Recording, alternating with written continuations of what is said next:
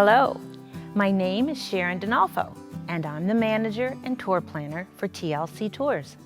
Welcome to this portion of our annual travel meeting where we share information about our company and what it's like to travel with us, and also show you beautiful photographs of many of our tours, which helps you decide which trips are the ones you want to join us on for 2023. To start with, for our brand new friends who haven't gotten to know us yet, here's a little bit about who we are and what we're all about. The entire staff of TLC Tours were co-workers together at another tour company for many years. We loved what we were doing, but some things began changing behind the scenes that we personally weren't comfortable with. So one by one, all 10 of us left for one reason or another. It was a sad time for us, having enjoyed great success with thousands and thousands of wonderful loyal customers who we had loved to serve and had come to call friends, difficult on many levels. But as I always say, just when you think the sun has set forever on something, it often rises again, and out of the blue, two wonderful people from over in Slippery Rock, Pennsylvania, Todd and Becky Campbell, contacted us because they had heard our story and were wondering if we'd be interested in reorganizing under new ownership. After gathering us all together and we met them in person, we knew this was meant to be, and every one of us made the decision to become part of this brand new tour company that had its opening year in 2019. And just so you know, it's located in a cute little white cottage right on the edge of Columbiana with a large parking lot and a big TLC sign out front. And our new name, TLC, stands for Tender Loving Care. We wanted a name that represented who we are and how we treat our customers, a statement that conveyed our hearts and is what we'd be striving to give on every tour that departed. It is our commitment to you that to the very best of our ability, you will be treated with TLC the entire time you're traveling with us. We won't be perfect, as no one is, but we guarantee we will try with all we have to give you a travel experience that's everything you hoped it would be and more. And in our new 2023 tour book, there's a combined total of around 100 overnight and day trips just waiting for you to look through. Now I would like you to meet our TLC tour team, made up of our office staff, escorts, and drivers. And for a special treat this year, we're going to actually let you see the rest of our staff who share the office responsibilities with me. So through the magic of our wonderful videographer, Doug Keeling, we're going to peek into the Columbiana office for a minute and say hi to them. Okay, hi. We are in our office, and you have a chance to see where all the things take place that allows these trips to be put together and out on the road, and a chance to meet our great office staff. So first, I would like you to meet Donna Duckworth. She is our office manager, she is our receptionist, and she is our lead reservationist. She's wonderful. Our people love her. If you've called in and talked to her on the phone, I'm sure you know what a sweetheart she is. So Donna? Hi, I look forward to talking to you on the phone and helping you with your reservations, so give me a call. All righty. And now let's go back here where we have, nicely tucked away, Linda Mulhall, who is our accountant. She also handles all the final file preparations, which is a huge job, and she does it excellently. So Linda? We look forward to seeing you on our coach. We have lots of fun. Our escorts and drivers are excellent people. You'll have a wonderful time. Okay, thank you. Had to twist their arms to get them to do this. This is not their thing, may I just say. And last but not least, we have here Betty Jo Jessup. She's the newest member of our office staff and our office assistant. She's doing a wonderful job for us. We're thrilled to have her. We really needed her. Betty Jo? Hi, and I'm looking forward to talking to you on the phone. Okay, there you have it. Now I'd like to introduce you to Mary Lou Hammond. She's our senior escort and does a phenomenal job. So I'd like her to talk to you about this very important part of our tour team, our escorts. Hi, my name is Mary Lou Hammond, for those of you that don't know me. Sharon has asked me to give you a little bit of information about the escorts that we'll be having for this year. And I want to start by saying that the first three of us have more than 40, 50 years of experience in the motor coach industry. Betty Ann and I are very close in our time as far as how long we've been here. She's just a little bit behind me. I'm always telling her that. We have Eleanor Steffens, and Eleanor has been with us 11 years. So we have me, Mary Lou Hammond. We have Betty Ann Jones. we have Eleanor Steffens. And then since we've been TLC, we have Jessie McMenamin, who joined us then. And Jessie has experience because she has done guiding with school groups for quite a while. Another one that we have that's fairly new, Lynette, I think this is her 3rd year. Lynette Marr is with us, and she has been doing guiding and escorting for school groups and some adult groups as well. And most recently, last year, we hired Patty Potts, who has also had some experience as a tour guide. Last year, it got so busy and we were shorthanded. So we started looking around to try to add some tour guides to our facility. And we have hired Dave Starcher. He is going to start with this year. We'll be training him on some of the trips, so you may very well meet him. Dave has no experience as a guide as such, but he has done some tour work in other countries, leading groups. And last but not least, we have a driver that worked for us for many, many years. He retired, he was done driving, he said. But when we got in a kind of a bind and we needed somebody as a fill-in, he was very glad to step in and help us, Brian Rosenlieb. And he's in a position this year that he may be able to help us more if we are in need of an extra person. So that would be Brian Rosenlieb, David Starcher, Patty Potts, Lynette Marr, Jessie McMenamin, Eleanor Steffens, and Betty Ann Jones, and then me. So at some point or another, you're going to run into one of us, and we all look forward to traveling with you. When we talk about the trips, when we do the training for the new escorts, we always say that it's very important that they get what they paid for and then some, and that they have a good time in the process. So we hope to see you out on the road. Suffice it to say that I genuinely cannot speak highly enough about each one who is a part of TLC, including our wonderful owners, Todd and Becky. We all love being part of our new company, and I can guarantee you that everyone on the TLC staff is ready and super eager to get out on the road again this year with all of you. Now we have another feature for you on our DVD presentation this year. We're going outside to give you a first-hand, up-close and personal look at one of our beautiful coaches that we use for our tours. Doug, work your magic again and transport us out into the parking lot. And here it is. Just one of the many beautiful modern coaches that will pull up to board you in the best of style. As I mentioned earlier, TLC is owned by Todd and Becky Campbell, and Todd is part of the family-owned Campbell Bus Lines in Slippery Rock, Pennsylvania, which has been going strong over 50 years. Their bus company has the newest motor coach fleet in the country, composed exclusively of Prevost luxury touring motor coaches. And we are always so proud for the folks to see the coach they'll be traveling on when we pull up, as we know they are excellent inside and out. And by the way, that cute little cottage over there, that's our office that I mentioned earlier. So now come with me for a minute and let's step inside so you can have a closer look. Hi everyone. Welcome to one of our beautiful coaches. Nice to have you on board with us. And oh, and look here, we have Mary Lou again. Hello. Hi. You spend a big part of every travel season on this very coach. Yes, I do. Well, I think that is a great reason then to ask if you would give the folks a little overview of what it's like to ride on here, and then maybe also talk about our pickups. Sure. I Okay, can do that. great, thanks.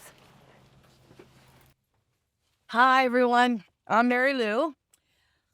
I'll give you my little spiel that I know a lot of you have probably heard before, but this is a Prevost motor coach made in Canada. It's a 56-passenger coach. My 2 seats don't count, so we usually will sell up to 54 seats if we need to. We about 45 foot long, 9 foot wide, depending on where the mirrors are, and stand about 12 foot 4 inches high. It's equipped with something called a kneeler, which means that the driver can push a button and let air out that will drop that coach down 6 to 8 inches. That means you don't need to have a step stool in most of the instances. She pushes another button when you get back on and we're ready to go, and that coach comes back up 6 to 8 inches to a level where it can travel. So it's a very convenient feature. We have seat belts on the coaches for your convenience. They're not mandatory yet. So if you feel comfortable wearing one, wear it. If you don't, then don't. That's not a problem. The armrests on the aisle side are movable, so you can adjust them to your convenience. We also have headrests that can be adjusted too. We also have reclining seats so that you can pull a lever and recline that seat or leave it completely up or put it back part way if you would like to. We just ask that you be conscious of the people that are sitting behind you and their comfort as well when you're doing that. We have monitors where I can play DVDs. We have a CD player, which is up here. And I got tons of CDs, different kinds of music, and a lot of our escorts do as well. So we can keep you entertained while we're going. Our windows are tinted, so we don't actually have blinds, but it does keep the glare from the sun down quite a bit, so that's helpful. There is a bathroom on this coach, and as well as all of the coaches that we have, for emergency purposes only. Not for your convenience, but for emergencies. We do stop every 2 hours or less to get you into a system where you can get off and grab a snack, go to the restroom. We know, but we don't like to go more than 2 hours on any stretch unless something unusual happens that we really have no control over. And if we do know in advance, then we'll let you know to give you kind of a fair warning. So if you're not going back to that restroom, you shouldn't be standing up while the coach is moving. So you're going to see people looking to make sure everybody's seated before the driver goes. We have a lot of passengers from Pennsylvania as well as Ohio. So if you're thinking about coming on a trip and you're from Pennsylvania, there are 4 places that we can pick you up. If you want to go to Mercer, Grove City, Slippery Rock, or Butler, we have locations at each one of those cities that we can pick you up and bring you on the trip. The exception to that is on a one-day trip. If you sign up for a one-day trip that is located in Ohio, then we would ask that you would come to Columbiana to the office to be picked up. It's just too much time on the bus for you to spend on a one-day trip to have to do that. Now, if you're in Ohio and you want to get on here in Ohio, we have Columbiana, Salem, Alliance, Canton, and Akron as pickups. So your pickups are determined by which way the trip is going. I want to make sure that I have covered everything. I want to point out the overheads. We do have them, and of course, you're allowed to bring a carry-on. You have one piece of luggage that goes under the bus, and then you're allowed to carry on. Now, you can see they're deep, but they're not really high this way. So if you're thinking about bringing a bag that you might take on an airplane, make sure that it's for your convenience. Make sure that it's not hard-sided, because a lot of those hard-sided ones will not fit in that opening. You're better off to bring one that's flexible, like a vinyl or a canvas one, or even a duffel or a bag with a zipper on the top. They're more flexible, and you can also get more in them too, by the way. So that's about covered the coach.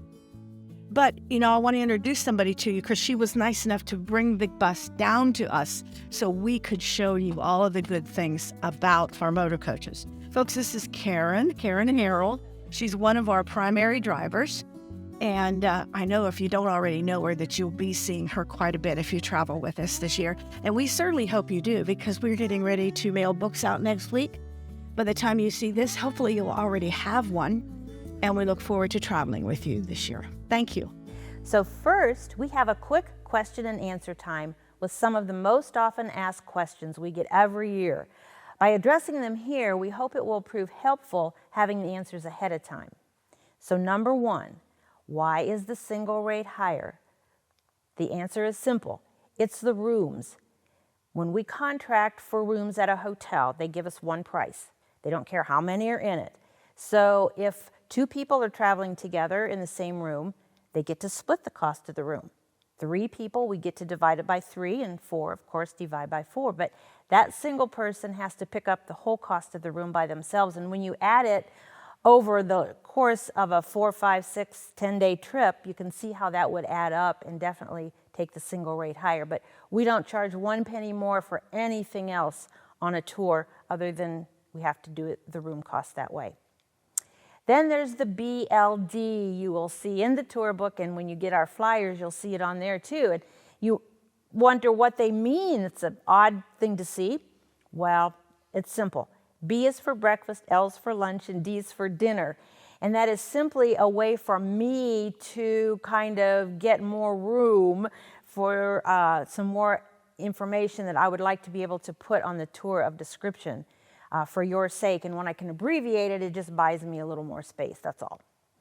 And then yes, for all of you observant ones, the T in our logo is a cross. It's something that's very important to each one of us, and we cherish having that be a part of who we are at TLC. And another question we're often asked is about our tour books, wondering why our book is more of a newspaper flyer than a book with a fancy cover. Well, it's simple. For the same amount of money to send that fancy book out to maybe 7,000 people, we can send this style of book out to around 275,000 homes in the newspapers rather than 7,000 direct mailed. So if yours gets a little dog-eared as you use it multiple times, just call the office. We will gladly send you a fresh copy out in the mail. And then for all of our tours in the book of 3 days or more, we have detailed flyers available to send you, since our room is very limited in the tour book to include all the information about the tours. Ask for as many as you want. We love to send them out, so don't hesitate to call with your list. And if you would like one of our tour books or any of the flyers sent to a friend or family member, just call in their name and address and we'll get them right out. Then something really important we want you to know about is that we have a beautiful TLC Tours website with our tours in it, plus other good information. And our talented webmaster is one of our senior escorts, Betty Ann Jones. She inputs all that information into the website for the multitude of tours we offer. And the website is Fun with TLC. 3 little words put together, no spaces, funwithtlc.com.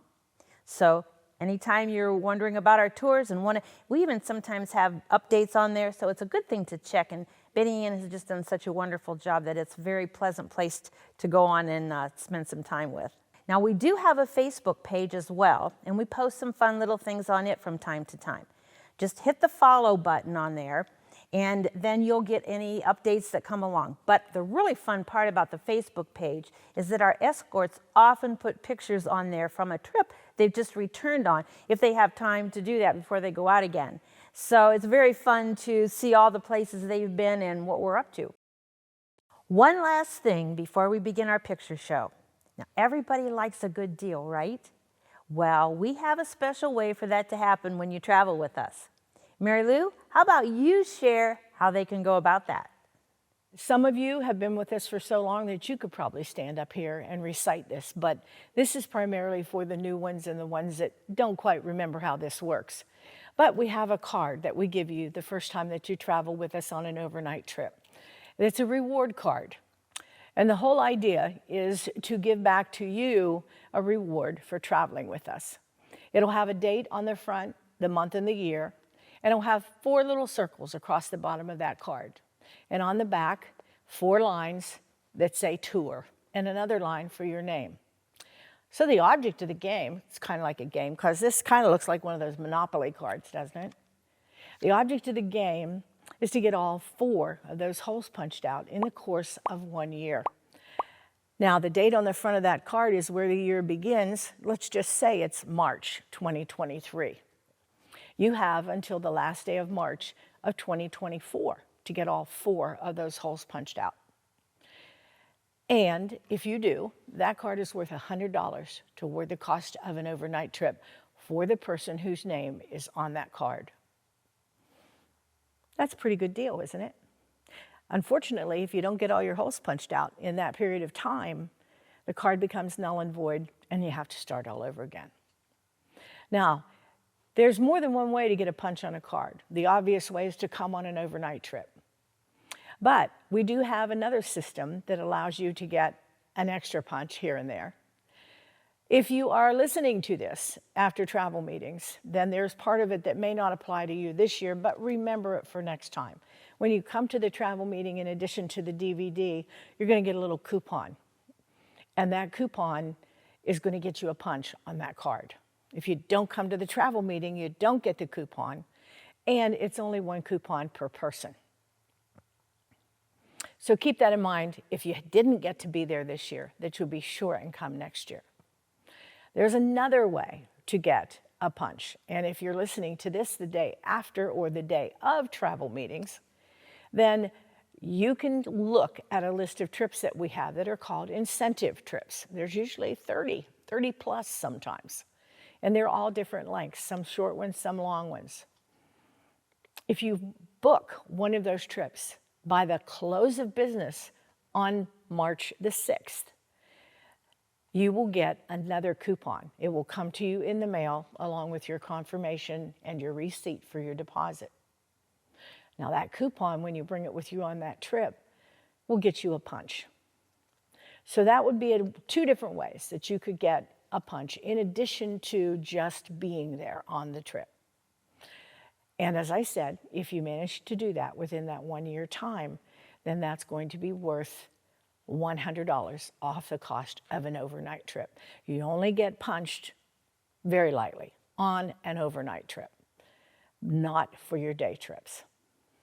Okay, there is one more program that I would like to talk to you about. I wish they'd named it something else, because PPP is just a little difficult sometimes when it comes to pronouncing it, because it's Preferred Payment Plan. And what we have done is we have chosen 10 trips out of the book this year. And if you choose to go on one of those trips and pay for it in full by March the 31st, then we will give you $10 off per day on these trips. And these are not all, but most of our longer trips. So check the book if it's something you would love to do. And we've got a lot of 13-day, 10-day, 11-day. Some of them are in there. And if it's somewhere that you would love to go, it may give you as much as $130 off the cost of that trip. And that is per person. But you must pay it in full by March 31st of this year in order to qualify for that. So give it a try. Maybe it's something you've always wanted to do, and that's just some little extra something that you can get off the cost of the trip. All righty, now it's time to start our tour preview presentation. You will hear my voice along with Mary Lou's, and she gets all the credit for the beautiful pictures you're about to see. It's a huge job to assemble all that's in this presentation, and she does amazing and excellent work. Now, although we aren't taking the time to show you every tour in our tour book, we're fortunate that the presentation on a DVD can be a little longer than the one we used to do in person, because we're not under the same time crunch as we were at the live meetings. It allows us to show you a snippet of more tours than we usually have time for, which is great for you. Plus, another benefit about watching our tour preview on a DVD is that when you want a break or need more iced tea or run to the bathroom, you can just pause it and come back later. You can also watch it multiple times if you want to go back and take a closer look at some of them on a different day. Just keep in mind, it's only part of all that's included within each of the tours. There's just too much to show you everything about all our 2023 tours, of course. But I guarantee you that every one of our itineraries is loaded with an abundance of wonderful things you will love seeing and doing. And that's why you need to call for the flyers so you don't miss a thing. Okay, Mary Lou and I are ready to show you some beautiful pictures. Bye for now. I'll be back in just a minute when they're finished. Enjoy. So now just imagine one of these beautiful motor coaches has just pulled into your pickup location, and the door is about to open so you can step inside and settle into your seat as a great adventure is about to begin.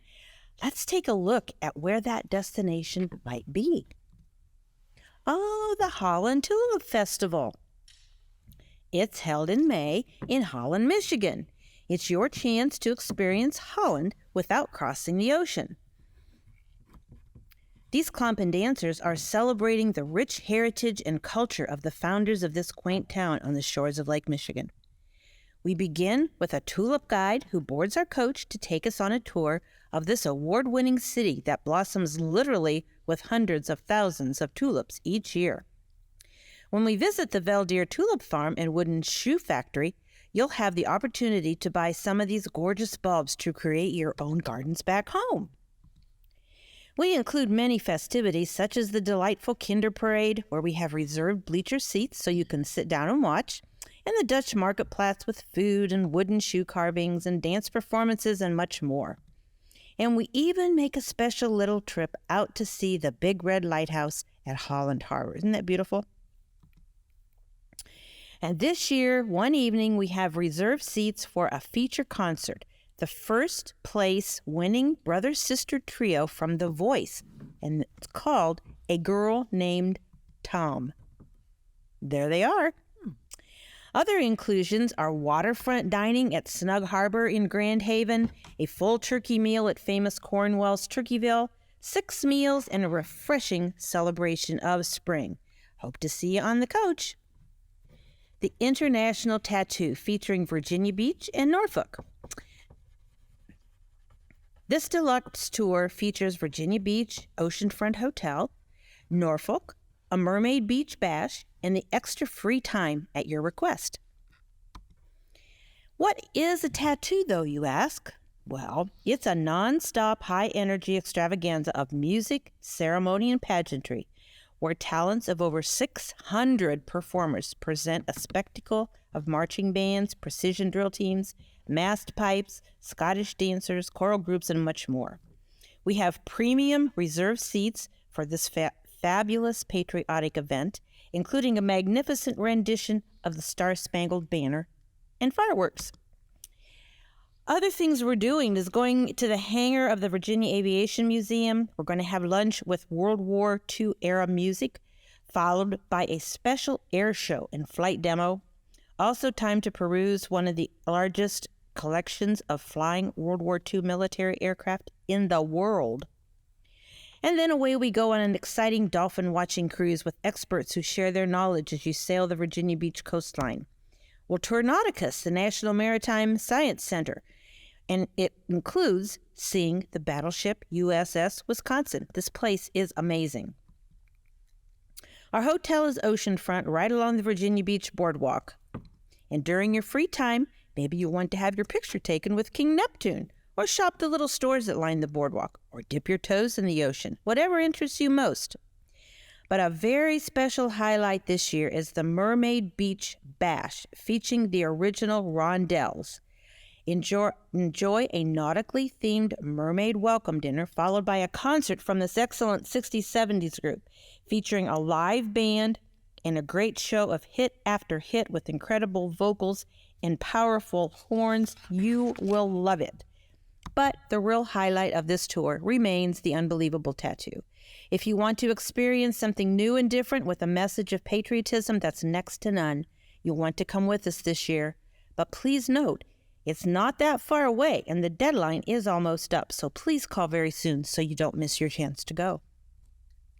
And another wonderful opportunity along the Atlantic Ocean in Virginia Beach, it's at the other end of the year.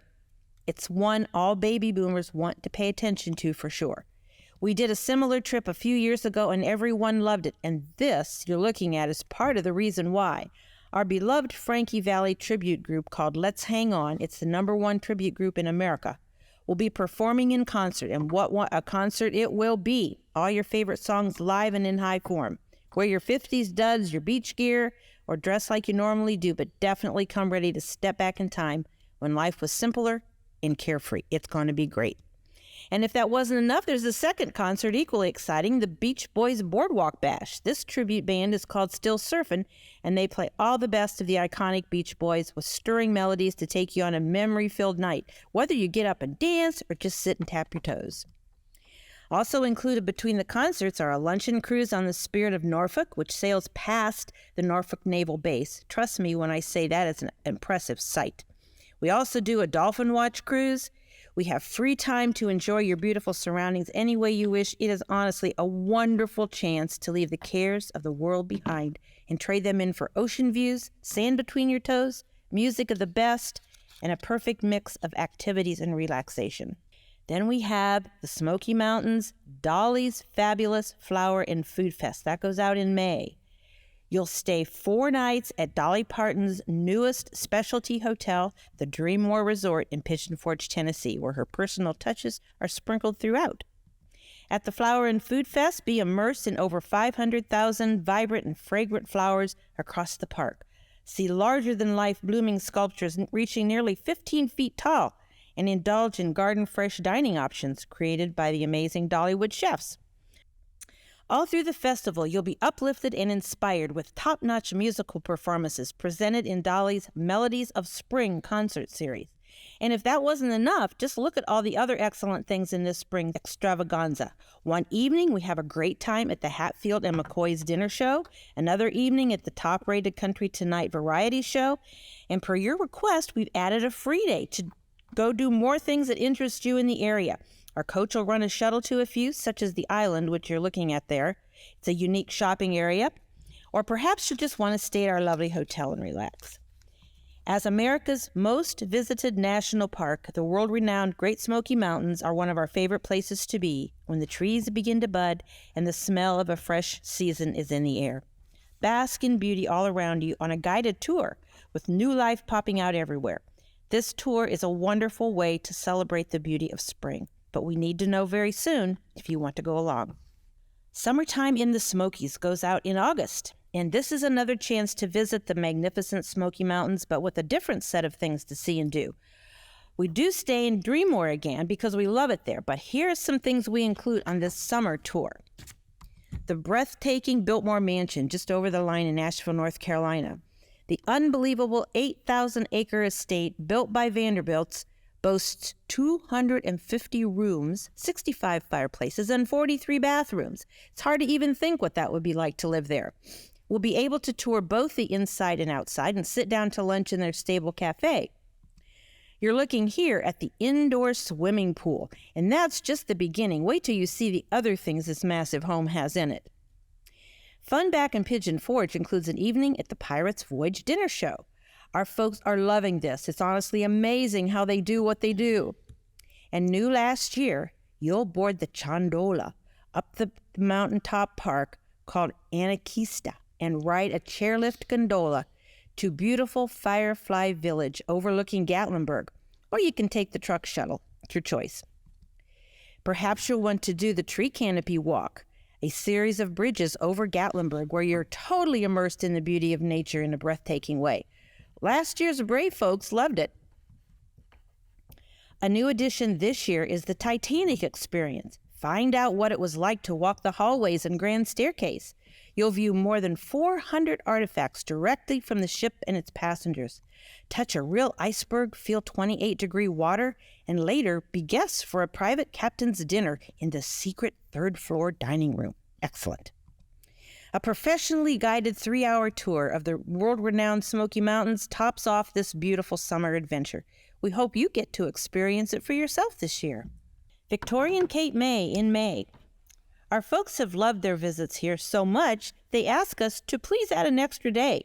So we did. Cape May is New Jersey's jewel in the crown and still looks like a small-town America right out of a Norman Rockwell painting. Complete with tree-canopied streets, their historic district is listed on the National Register of Historic Places and possesses one of the country's largest collections of 19th century framed buildings in the USA, most presenting gingerbread adornments of every kind. We spent 3 nights at the stately Marquis de Lafayette Hotel within walking distance of this delightful outdoor Washington Mall. It's one of my favorite places there. It's so fun and a great place to go for some of your time on our free day.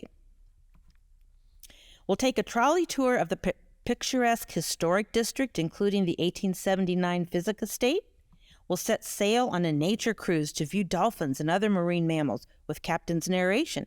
One day we'll visit historic Smithville and have lunch at Fred and Ethel's. What fun to go to Cape May Point State Park to see the lighthouse and hunt for Cape May diamonds. Though it's an island, Cape May is part of a cape, a strip of land projecting into a body of water. Settled by whalers and fishermen in colonial times, it's been the destination of vacationers since resorting to a different location began, making Cape May America's oldest seaside resort.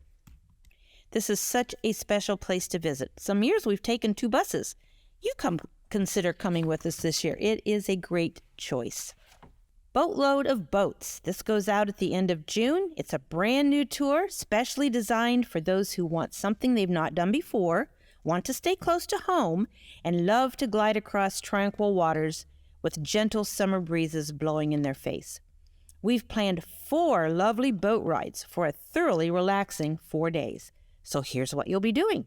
In Coshocton, Ohio, you'll take a horse-drawn canal boat ride on the Monticello 3 with storytelling by the captain. Lunch cruise up the Muskingum River on the stern-wheeler Lorena that was in the first picture. But if they decide to put it in for updating, which they're thinking about, we'll do this one, the Queen of the Lake paddle-wheeler on Buckeye Lake. Set sail for a lunch cruise on the BB Riverboat in Cincinnati. The views of the city are stunning. Take a guided tour of the opulent Hill Forest Mansion, circa 1855, overlooking the Ohio River. This family's wealth came primarily from their riverboat shipping business. Another special feature is that we're staying at the General Butler State Park Lodge for 2 nights. This is a rustic yet beautiful hilltop resort situated where the Ohio and Kentucky rivers meet. In keeping with our boat theme, we'll spend some time at the highly rated Howard Steamboat Museum for a step back in time to the great steamboat era. And yes, it is inside that house. We'll also tour the 25-room French-inspired Culbertson Mansion by the Ohio River. William Culbertson was once the richest man in all of Indiana. You're looking at the excellent Schmidt's restaurant in the Columbus area called German Village. We include a meal here, plus other yummy eating throughout this tour. And no boat adventure would be complete without a visit to the breathtaking, full-size replica of Noah's Ark. It is the largest wooden structure in the world. You will agree it's an outstanding experience. So grab your suntan lotion and your sunglasses and your camera for sure, and join us for a very special opportunity to sail away to summer. Summer Splendors by Rivers and Rails in July is another brand new tour, staying pretty close to home, yet filled with things you may never knew existed in your neck of the woods. Now, how fun is that? This joyful expedition starts right off in Pittsburgh by boarding the Explorer Riverboat for a 90-minute sightseeing cruise. Travel on the Ohio, Monongahela, and Allegheny rivers as we listen to the history of the city and answer the question, what makes Pittsburgh, Pittsburgh? You'll have a little free time in the famous Strip District, and then we do a little more fun touring before we leave town with a guided tour of the Heinz History Center, sharing inspiring stories of Western PA's people. That's the picture in the bottom right. We'll stay overnight at the Drury Plaza Hotel, formerly the Federal Reserve Bank building, and you can go downstairs and check out the vaults. See them there on the right, the top? And then we cap it off with a ride on the Monongahela Incline for a breathtaking view of the city. And then we're off to the striking Union Station and embark on our special Amtrak train ride to Altoona, PA. How fun! Away we go as we take in the scenery outside the windows and enjoy the unique experience of riding the rails. At Katanning Point in the Allegheny Mountains is the famous Horseshoe Curve, truly a spectacular sight, as you can see. When we arrive in Altoona, a local historian will greet us and take us on a tour of the Railroad Museum there.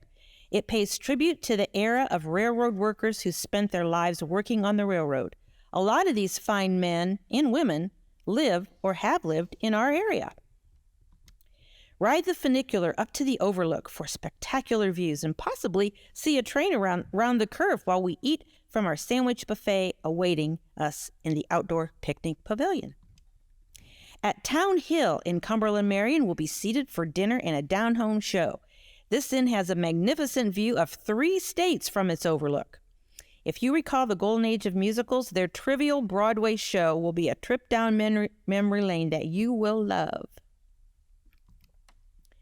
We also do some other enjoyable touring, such as the gorgeous Gunter Hotel, lunch at the Toasted Goat, and the Carriage Museum, and the first toll gate house on the National Road. excellent touring.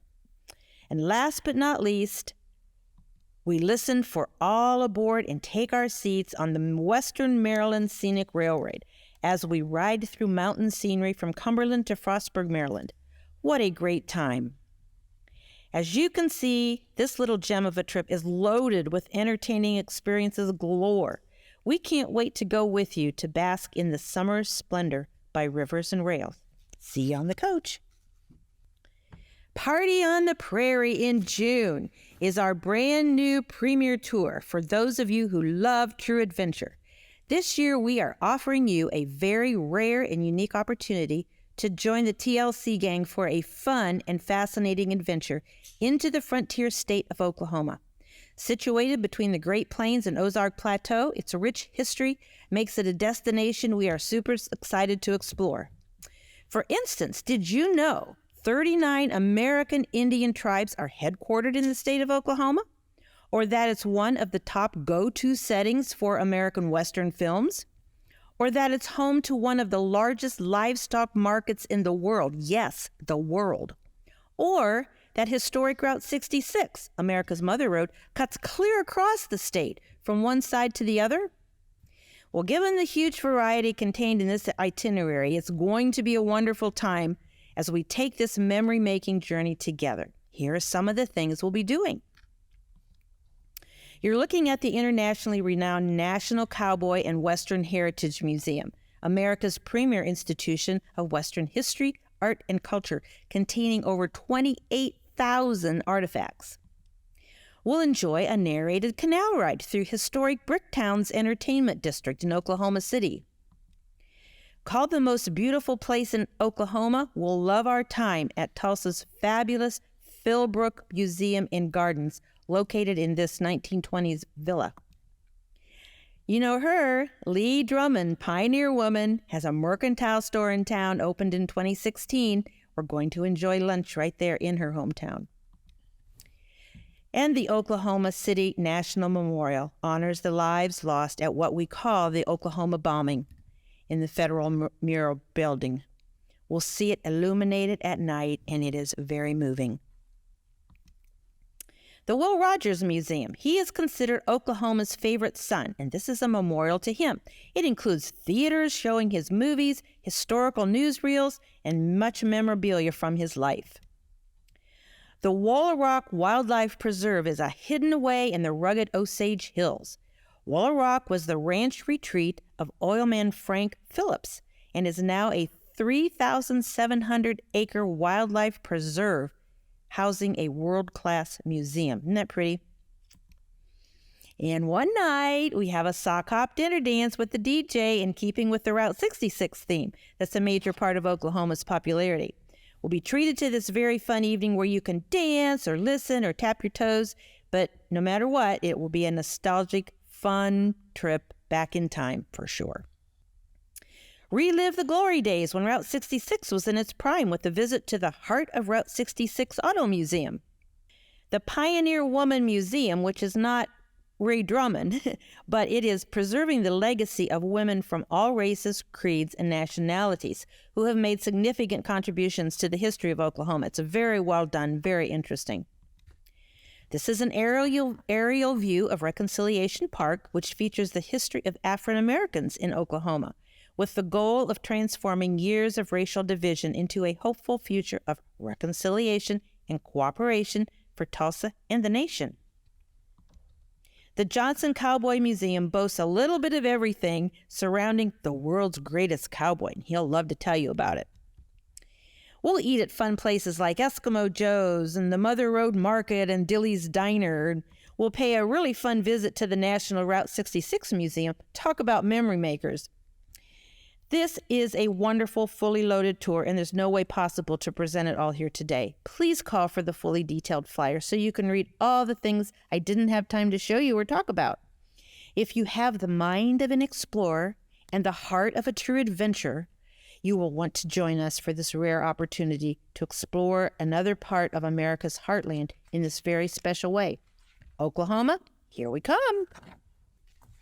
All right, folks, we are going to Bardstown, Kentucky. If you're looking for a little getaway in the month of July, you can take our coach to Bardstown, Kentucky. We're headed south. We have a stop in Louisville for a performance of The Sound of Music at the Derby Dinner Playhouse. And then we will move on to Bardstown. You know, Bardstown is considered the bourbon capital of the world. But this small town, as far as I'm concerned, is often overlooked. There's so much more to it than that.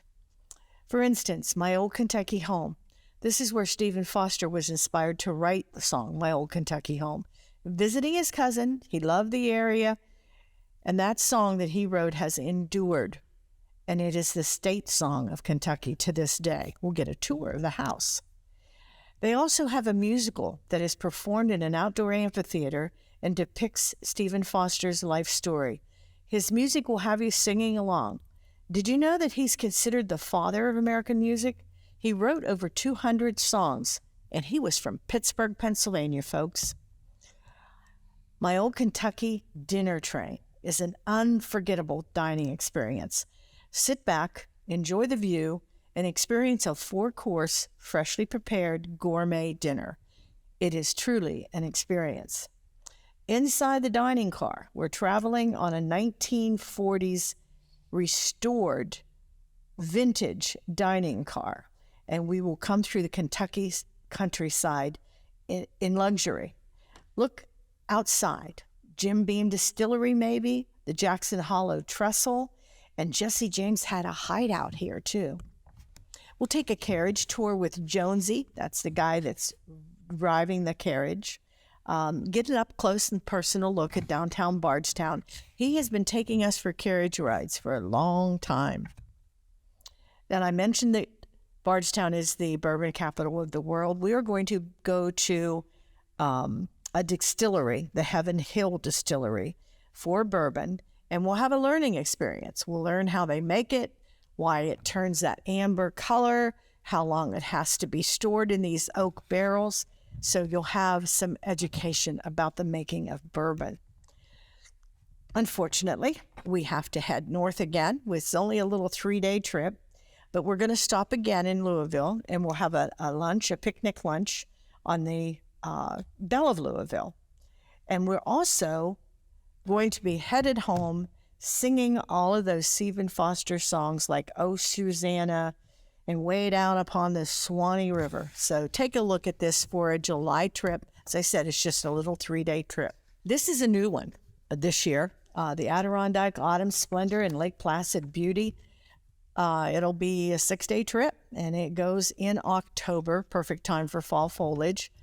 But beginning in upstate New York, this journey is going to take you through some of the most scenic eastern part of our nation.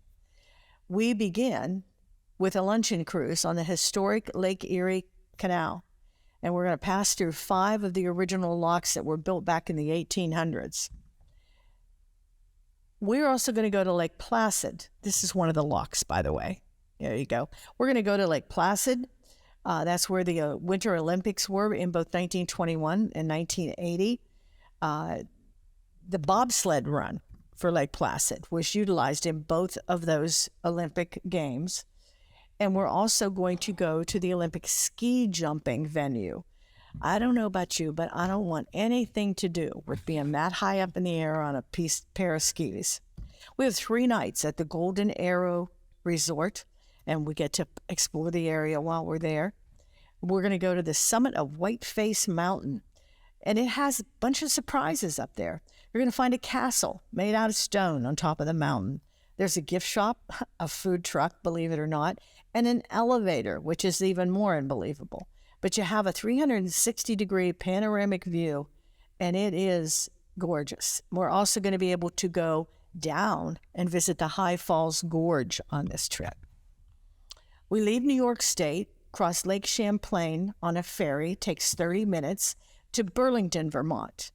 And at that point on Lake Champlain, you can see not only the Adirondack Mountains, but the Green Mountains as well. We'll have some free time in Burlington to go to the Church Street Market, which is on the Register of Historic Places. We're going to be seeing the Shelbourne Museum, which is the most popular, or one of the most popular attractions, I should say, in the state of Vermont. They have over 22 gardens there and this beautiful round barn. Now, they also have a steamboat. This is a side wheel. If you'll notice on the paddle wheels, not on the back, it is on the sides. We're also going to go to the Adirondack Experience Museum. And this is kind of deceiving because it sits on 120 acres. But there are plenty of exhibits both inside and outside. They have brought several historic buildings from the outer ranges to bring them in to display here at the museum. And this sits overlooking Blue Mountain Lake, which is a beautiful view up there. We're going to stay on Mirror Lake, which is not too far from the Adirondack Experience. And we're going to be able to tour and explore some of the area around that. And one of the places that we're going to go is to one of the, it's rustic, but it's very luxurious inside. And it is called Camp Sagamore. You know, a lot of the rich and famous, in this particular instance, it was the Biltmores, I believe, that built this, would go up into the mountains, and this was their vacation or their getaway. And I think this is beautiful. I've always wanted to see it. Now, Camp Sagamore sits on Raquette Lake. I think I'm pronouncing that properly. And we're going to have a narrated dinner cruise on the lake, which I think will be a lot of fun. There is just so much included in this lovely, lovely visit to New York and Vermont. And what a better time to go than in the fall with all those beautiful leaves. There is an early deadline on this trip, so figure out what you want to do just in case. Anybody that knows me knows that Texas is one of my favorite trips. So I'm going to encourage you very highly to take a really good look at this 13-day trip in August. It starts out toward the end of August, I think October, and goes into the beginning of November.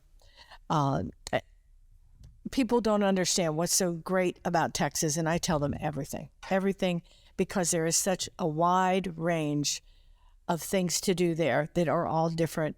And the neat thing is that every single day you have something as exciting to look forward to the next day. Does this look familiar to you? It depends on how old you are.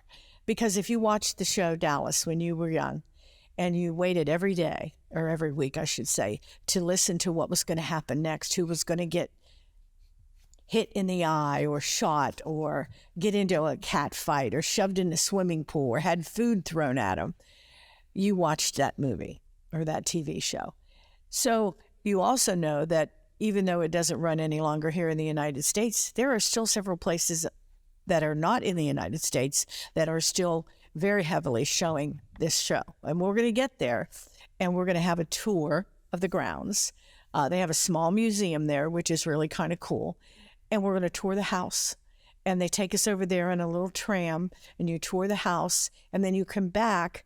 And depending, you either have a chuck wagon dinner, or if you have bad weather, then they move you inside and you have a Texas-style dinner. And they have a cowboy singer that entertains us as well. So it's just a really fun thing to do. I'm showing you this because, of course, the Texas blue bonnet is the state flower for Texas. And, of course, Lady Bird Johnson was very instrumental in making sure that she was able to provide wildflowers wherever she could in Texas. So you see scenes like this everywhere that you go, on the roadside, in the middle, in the towns. And we even stop one place later where you'll be able to buy the seeds if you want to. But the next day we come into Dallas, we meet a tour guide. Her name is Julianne, and she calls herself the Exuberant Tour Guide. She's going to show us around Dallas, beginning with the 6th floor museum. This is where Oswald shot Kennedy when he was assassinated. We'll also see Dealey Plaza. We'll also go to Frontier Plaza. There's a John F. Kennedy Memorial there in the downtown area. We'll tour around the downtown, and we'll even be able to see some of the outlying areas in Dallas. We'll have a quick stop on our way to Fort Worth to take a quick look at the Dallas Cowboy Stadium in Arlington, Texas, and then we will head for Fort Worth. Fort Worth is very unique, very different from Dallas, very not as modern, very much more cowboy. And of course, this is where they always used to bring the cows when they were herding them and bringing them up from the south of Texas. Brought them into Fort Worth, where the rail line came in, and then they loaded them on the rail cars and transported them east, so we could have hamburger. So if you're looking for something that is a real life recreation of the way things used to be back in the day, every day at 4:00 they do a cattle drive. It's the only place that they do this, and of course you can see the Longhorns. That was the prime breed that they used back at that point in time. And we're going to come there. We'll see the cattle drive at 4:00, and then we'll spend some time there where you can see right where the rail comes in. And we'll spend some time, you can get some shopping if you want to buy some cowboy boots or get a cowboy hat or a belt buckle, anything leather. Or if you want to go Billy Bob's and sit on a saddle and belly up to the bar, you can do that too. From there, we're leaving the next day, and we're going to go down to Waco, Texas. Waco is the home of the Texas Ranger Museum and also their Hall of Fame. I love this place. It's really interesting. It sits right on the Brazos River, and it's right across the river from the Baylor University football stadium. So it's a very interesting area that we're going to be in. But if you enjoy things like your Westerns, and if you like guns or collect guns, maybe just interested in old guns, the whole history of the Texas Rangers is contained in this museum, and it's really something to see. Then, for lunch, we're going to go over, you may not recognize the silos on the left side of this, but you might recognize Chip and Joanna Gaines. They have a show called The Fixer Upper, very popular, and we're going to have time there for lunch and shopping, and believe me, they're some of the best food and the best, what do I want to say? Cupcakes or cookies? Both of them are delicious. Then we're going to head for San Antonio. We have 3 nights in San Antonio, and we're staying on the Riverwalk at the Riverwalk Plaza Hotel. And you're going to have time while we're there to explore the city on your own, and you're also going to have time to have somebody guide us around. We have a step-on guide the next day for the entire day. Her name is Janice. She's been with us for quite a while, and she is excellent. She knows the area very well. But this spot, the Alamo, is our first stop after we've seen the documentary. And although it depicts a very remote location in the documentary, the city has grown up around the mission, and it really is not out anywhere. It's right in the middle of the city. We treat this historic site reverently because it is a mission, or it was a mission. And so many people sacrificed their lives for the state of Texas. We're also going to visit the San Fernando Cathedral. This was founded in 1731, folks, and it's still a very active church, and it is beautiful on the inside. But at night, they do something special. They have a program that they put on with laser lights and music that depicts the history of the state of Texas, everything from Abraham Lincoln to fairly current day. And they perform it at 9:00 every night. And it is a pretty awesome thing to watch, not very far from our hotel. We are also going to spend some time at the Mexican market, another one of my favorite places. It's like fiesta all the time. There's always something going on there. There's always a lot of people. There's always a lot of color. If you want to buy a sombrero or a shawl or any kind of a Mexican type souvenir, you'll find it there. But the food is delicious. There's always something different and interesting. This year we were there and they had a parade. So we got to see the parade and everybody was just tickled with that. It was a lot of fun to watch. We're going to go from there to the Mission San Jose. It's another one of the 7 missions that are local to San Antonio.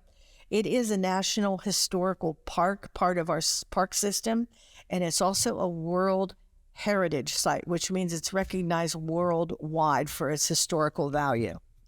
Next day, we go to the Hill Country, which is west of downtown San Antonio, and there's a little town out there called Fredericksburg. Fredericksburg was founded as a little German settlement. There was a man there by the name of Chester Nemitz that grew up in Fredericksburg, and he grew up to become the commander-in-chief of the Pacific Fleet in World War II, and he started this museum.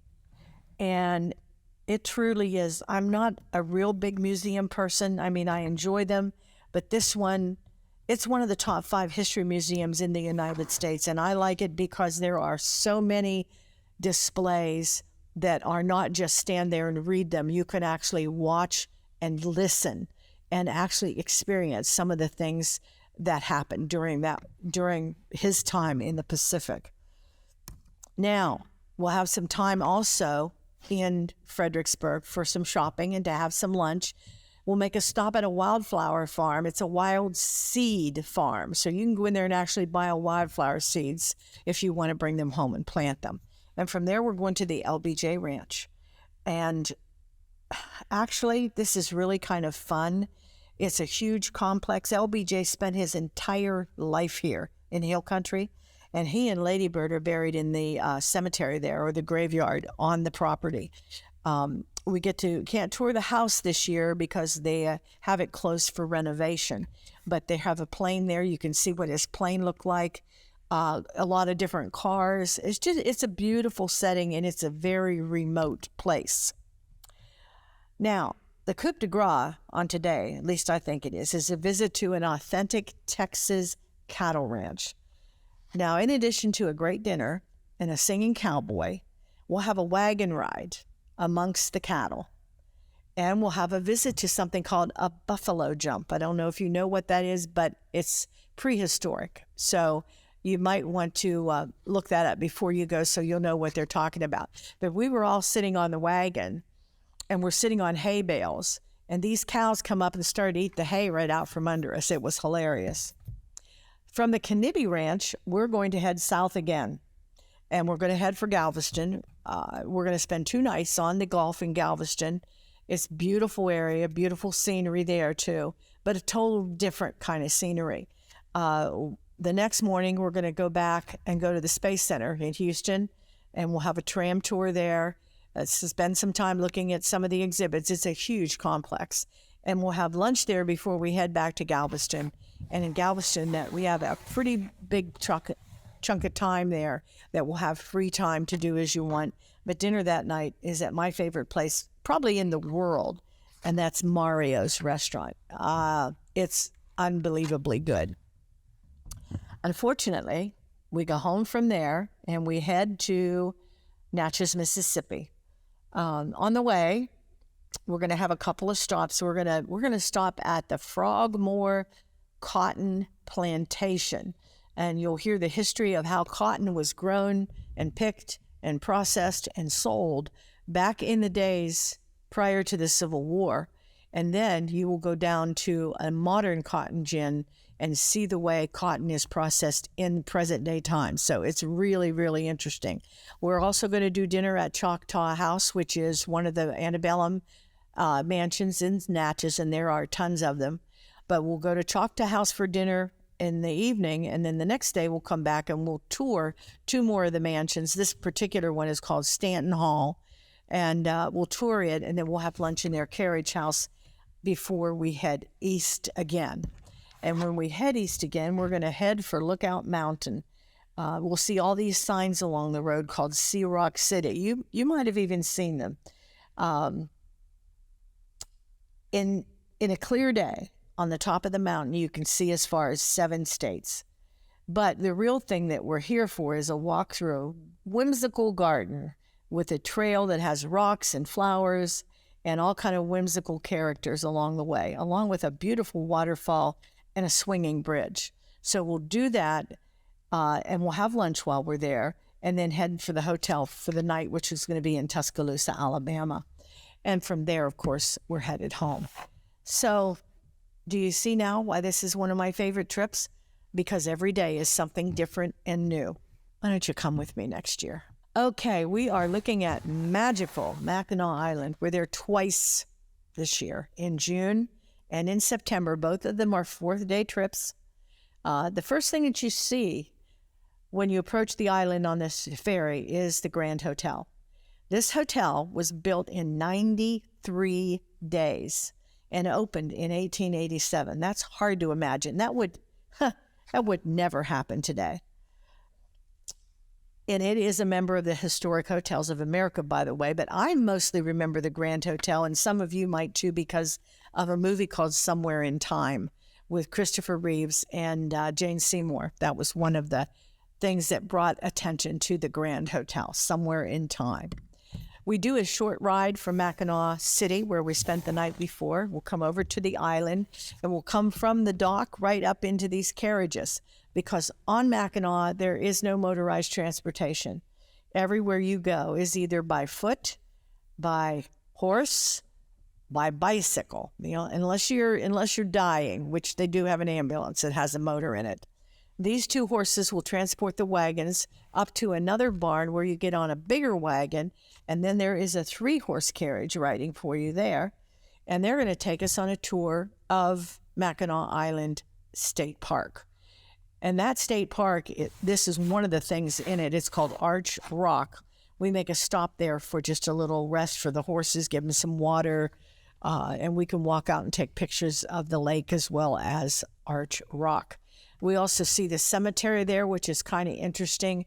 They built an arch to get into the cemetery, but they didn't build it high enough for the carriages that used to bring the caskets into the cemetery to bury them. So that's kind of a predicament for a while. This is what the horse team looks like that carries the big wagons. And I want you to look real close at this one, and I'll tell you the name of the team is the Oreo team. Can you get it?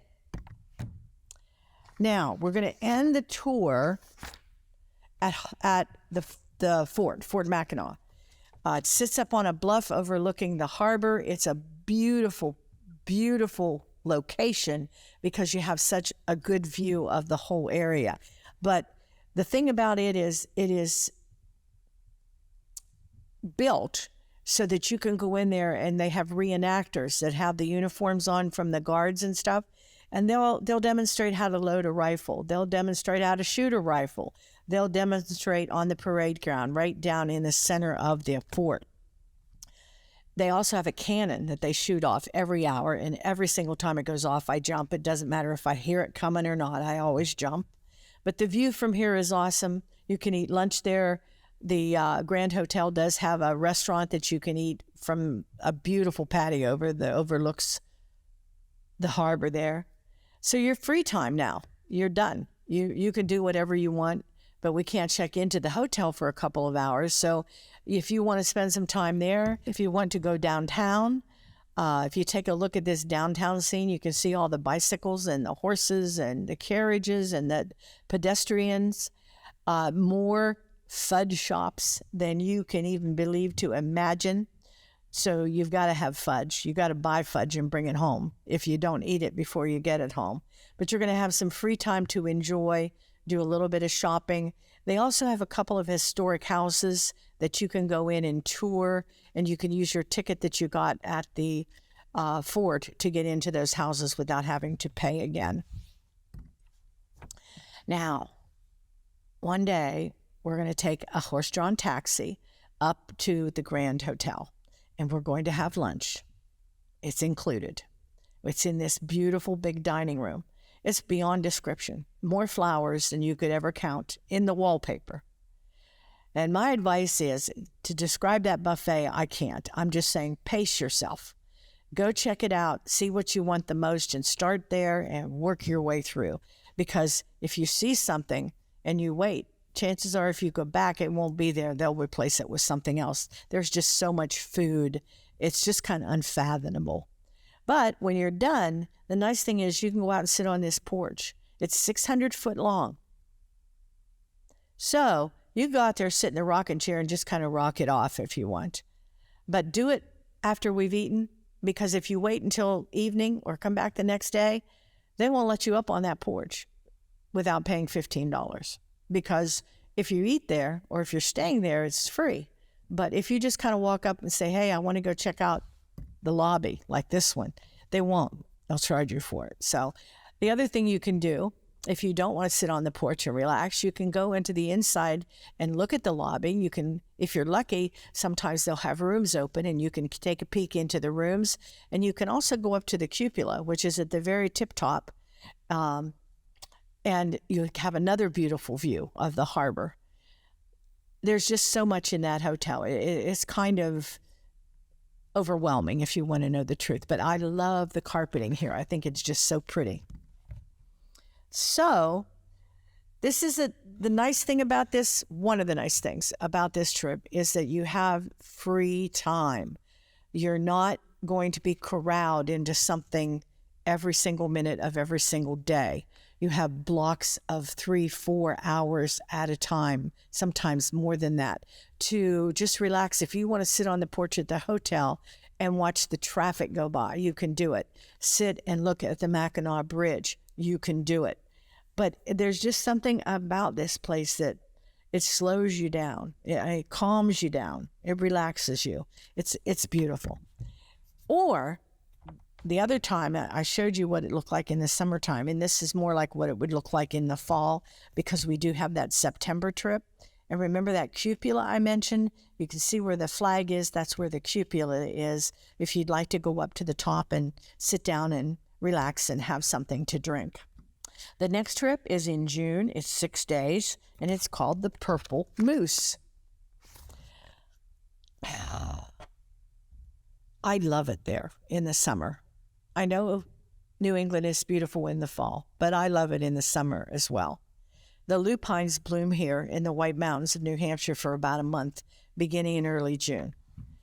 So pretty. We're going to be able to experience a dinner like you've never seen before. It's an unforgettable experience on the Cafe Lafayette dinner train. It's the first time anybody ever had a white napkin draped over their arm and asked me, did I want pepper ground on my salad? Boy, did I think I was something. Wait till you see the sunset from the train, too. There's a road there. They call it the Kank, short for the Kankamagus Highway. It's in the heart of the White Mountains. It's 34.5 miles, and it's been designated as an American scenic byway. We're going to be on this road several times during our time here, and there will be time to get some pictures along the way. One of the things that we're going to do is we're going to go to the Rocks Estate. Now, the deal here is that this has been 6 generations that have owned this. It was clear-cut many years ago, and when they deeded the ownership of the place to the grandchildren, they stipulated that it never be used and clear-cut again. So it was turned over to the Society for the Protection of Forests. So guess what's there now? A Christmas tree farm. So they are constantly renewing and planting trees. It's pretty neat. So we'll also be able to see the gardens there, beautiful gardens, and they were designed by Frederick Law Olmsted. Now, you know that now the upkeep for that farm is supported by the sale of those Christmas trees. Now, there are thousands of flower seekers that come during this time of the year, and so we have a local guide that's going to take us to help us find the best picture spots. This land where the lupines are is protected by a trust, and it's also one of the most photographed areas in New England. Now we're going to go to Cannon Mountain.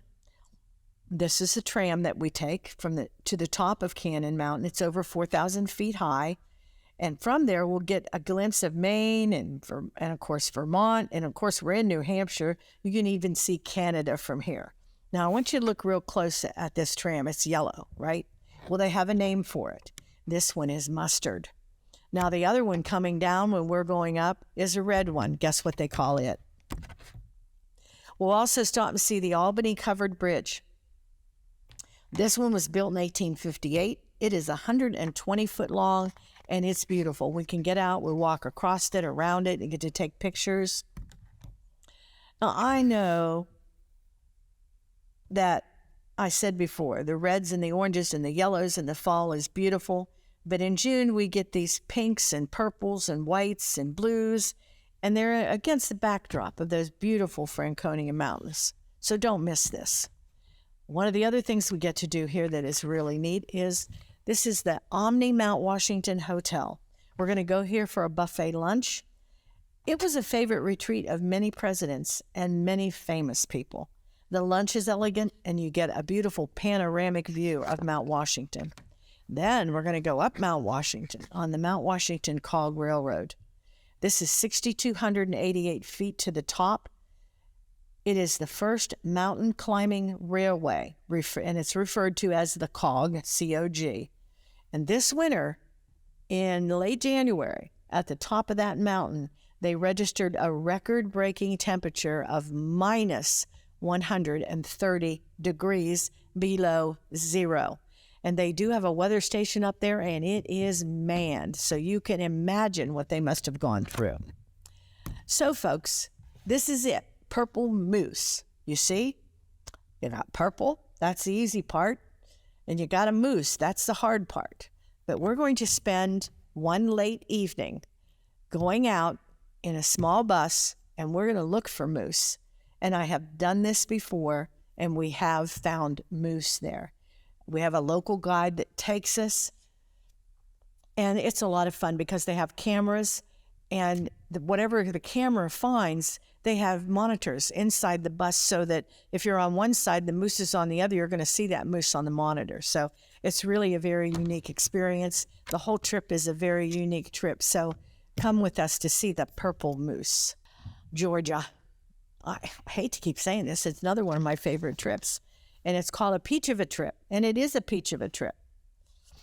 Now, what I like about it is in May. It is 8 days, and it gets you into some warmer weather pretty quick. And it's before school lets out, so there's not quite as many families traveling, which makes it kind of nice. But we're going to start in Charleston. I love the history. I love the rainbow colors. I love the slow pace. I love the friendly people. And don't forget the pralines at Charleston Market. I love that too. We have a hotel right in the historic district, and we'll get to visit the only tea plantation in the United States during the time we're there. We're going to take a carriage ride that will be narrated. It goes through the historic district. Many of the homes here were constructed between 1740 and 1845. That's 100 years. It's really kind of amazing what they could do at that point in time. The very unique architecture. And when you're on the trip, you'll notice that there are different wrought iron gates, and the families would design their own wrought iron, and it would be unique and distinctive to that particular family. But we're going to head south to Savannah. We'll have a trolley tour in Savannah. It's hard for a bus to get around in Savannah because of the size of it. And Savannah was laid out in squares, 16 of them. Each square was meant to be its own little community. And the center of it was a focal point of some type, like, for instance, this fountain, Forsyth Fountain. So everything had the live oaks. It had the draped Spanish moss. It had cobblestone in the streets, and beautiful, beautiful parks for people to be able to relax in, and then homes and businesses around each square. So riding the trolley gives us an opportunity to really get to see a little bit more than we could see from the bus. One of the things that we'll see is St. John the Baptist Church. It is the most beautiful church I've ever seen, hands down, both outside and inside. If you look at those columns there that look like green marble, they're faux marble. It is amazing what they were able to do. Then we head for Jekyll Island. It is one of the Golden Isles, just south of of Savannah. And we're going to be 3 nights on Jekyll Island in a hotel that is located on the ocean side. And we will have free time there to enjoy it, as well as doing some touring too. And one of the things that we're going to do is we're going to the Jekyll Island Men's Club, right out of the lifestyles of rich and famous. Families like the Vanderbilts and the Morgans and the Carnegies and the Rockefellers came here for 6 weeks during the summer. That's all. The cottages didn't even have kitchens because all of their meals were taken here in the clubhouse. And guess what? We get to have dinner there one night. So the tram tour will take us around. We even get to go in and see what the inside of the house, one of the houses, looks like. And they'll take us around to the rest of the area too. It's just like a small little community there. And it still does have rooms that you can rent. They have weddings. They have all kind of activities that are there.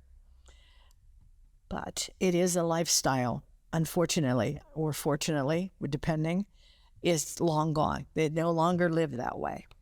We're going to have an island tour of those Golden Isles on what they call the Lady Jane. She's a shrimp boat. It's such a pretty area down here, and we can see it from the water. And we'll hear all about the life of the locals on it as well. We're going to go over to St. Simon's Island. We'll have a tour. We'll have a step-on guide with us for that.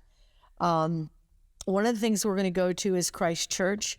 This is where Eugenia Price is buried. I don't know if you remember, she wrote a lot of books about the South and Savannah. Very popular writer. And we'll also have time to spend some time downtown and check out the lighthouse that's down there and do a little bit of shopping if you want. Now, we're going to have some free time that you can do with whatever you want. This is one of the options. It's called Driftwood Beach. It's kind of an anomaly. There's like 7 miles of these huge live oak trees where the ocean has encroached on their habitat, died, and then they just fell and they lay there like big skeletons. It's unbelievable. Now, if you don't want to go to Driftwood Beach, you can rent a bicycle, you can rent a scooter, you can relax at the swimming pool, or you can go to the beach for a walk where you can go and just sit and enjoy the view. Truly, this is a place that you're not going to want to leave, and you're never going to forget it. But we must, and we're going to Atlanta. We're going to have a local step-on in Atlanta as well, and she's going to show, or he is going to show us the highlights of the city, including a place called Stone Mountain. We're going to get an up-close look at some Confederate generals here. If you know, this mountain is the world's largest exposed granite outcropping. Pretty awesome. From there, we're going to make an overnight stop in Nashville, and we're going to head home. So don't forget to take a good look at this Jekyll Island and everything it has to offer you. It's going to stay with you for a while. People ask me all the time, what's my favorite trip? And I always say to them, well, it depends on what you like. And I tell them, if you like scenery and you like mountains, then it's definitely got to be the Colorado Rockies. This trip goes in June. It's a 12-day trip. The Colorado Rockies Trail Ridge Road is one of the most scenic drives in America, and it was designated as both scenic and historic by the state of Colorado. This road is just been cleared when we get there. There's a pass that becomes overburdened with snow. You can't drive on it, so they should have just finished clearing the pass when we're there, and hopefully we'll get to see some wildlife, mostly elk, sometimes bighorn sheep. But it is, you can see from looking at it, it is a beautiful 48 miles of roadway. It is the highest continuous paved road in America, and we're going to spend the whole day enjoying the experience. Afterwards, the next day, we head west. We're going to stop at Lookout Mountain and pay our respects to Buffalo Bill. He's buried there, and he has a nice museum as well.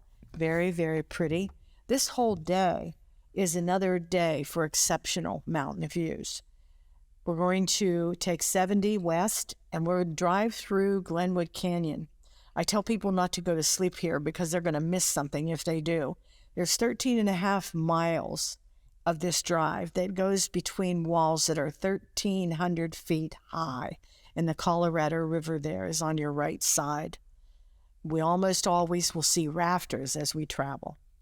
We'll get over to Grand Junction, Colorado, checking into the hotel, and we're going to have a nice dinner at the hotel, and then we're going to leave, get back on the coach, and we're going to make our way to the Colorado National Monument. What you're looking at is Rim Rock Drive. It's a jaw-dropping 23-mile journey along the edge of these structures. It, again, looking for animals, bighorn sheep, sometimes a bobcat, sometimes mountain lions. And just so you know, this road was built in the 1930s by the CCC. Mesa Verde is going to be our next stop, making our way south, and we'll skirt the eastern edge of Utah. Mesa Verde National Park will have a local guide with us. She's great too. She's going to show us around this Pueblo dwelling. It was built by ancient inhabitants over 700 years ago. and it is one of the largest archaeological preserves in the United States. From there, we spend the night in Durango, and the next day we get on the Durango-Silverton Railroad.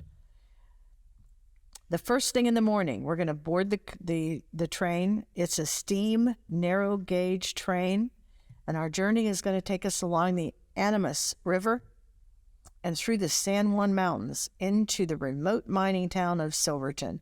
It truly is, to me, when I'm there, it feels like I am in a real Western town. We'll have free time there for lunch, experiencing all of the shops and just looking through the town. And the bus will meet us there, and then the bus will take us back north into Montrose. And they'll take us over the mountains, the San Juans, which there's a highway there it's called the $1 Million Highway. And it's not a $1 Million Highway because of the cost. It's a $1 Million Highway because of the views. They're $1 Million views. We spend the night in Montrose, and then we head for Colorado Springs and Cannon City because we're going to do another train ride. But when we leave, I tell people again, don't go to sleep because you're going to miss something. And you don't want to miss this because this is the Blue Mesa Reservoir between Montrose, Colorado and Cannon City. Just beautiful long stretches of this gorgeous Blue Mesa.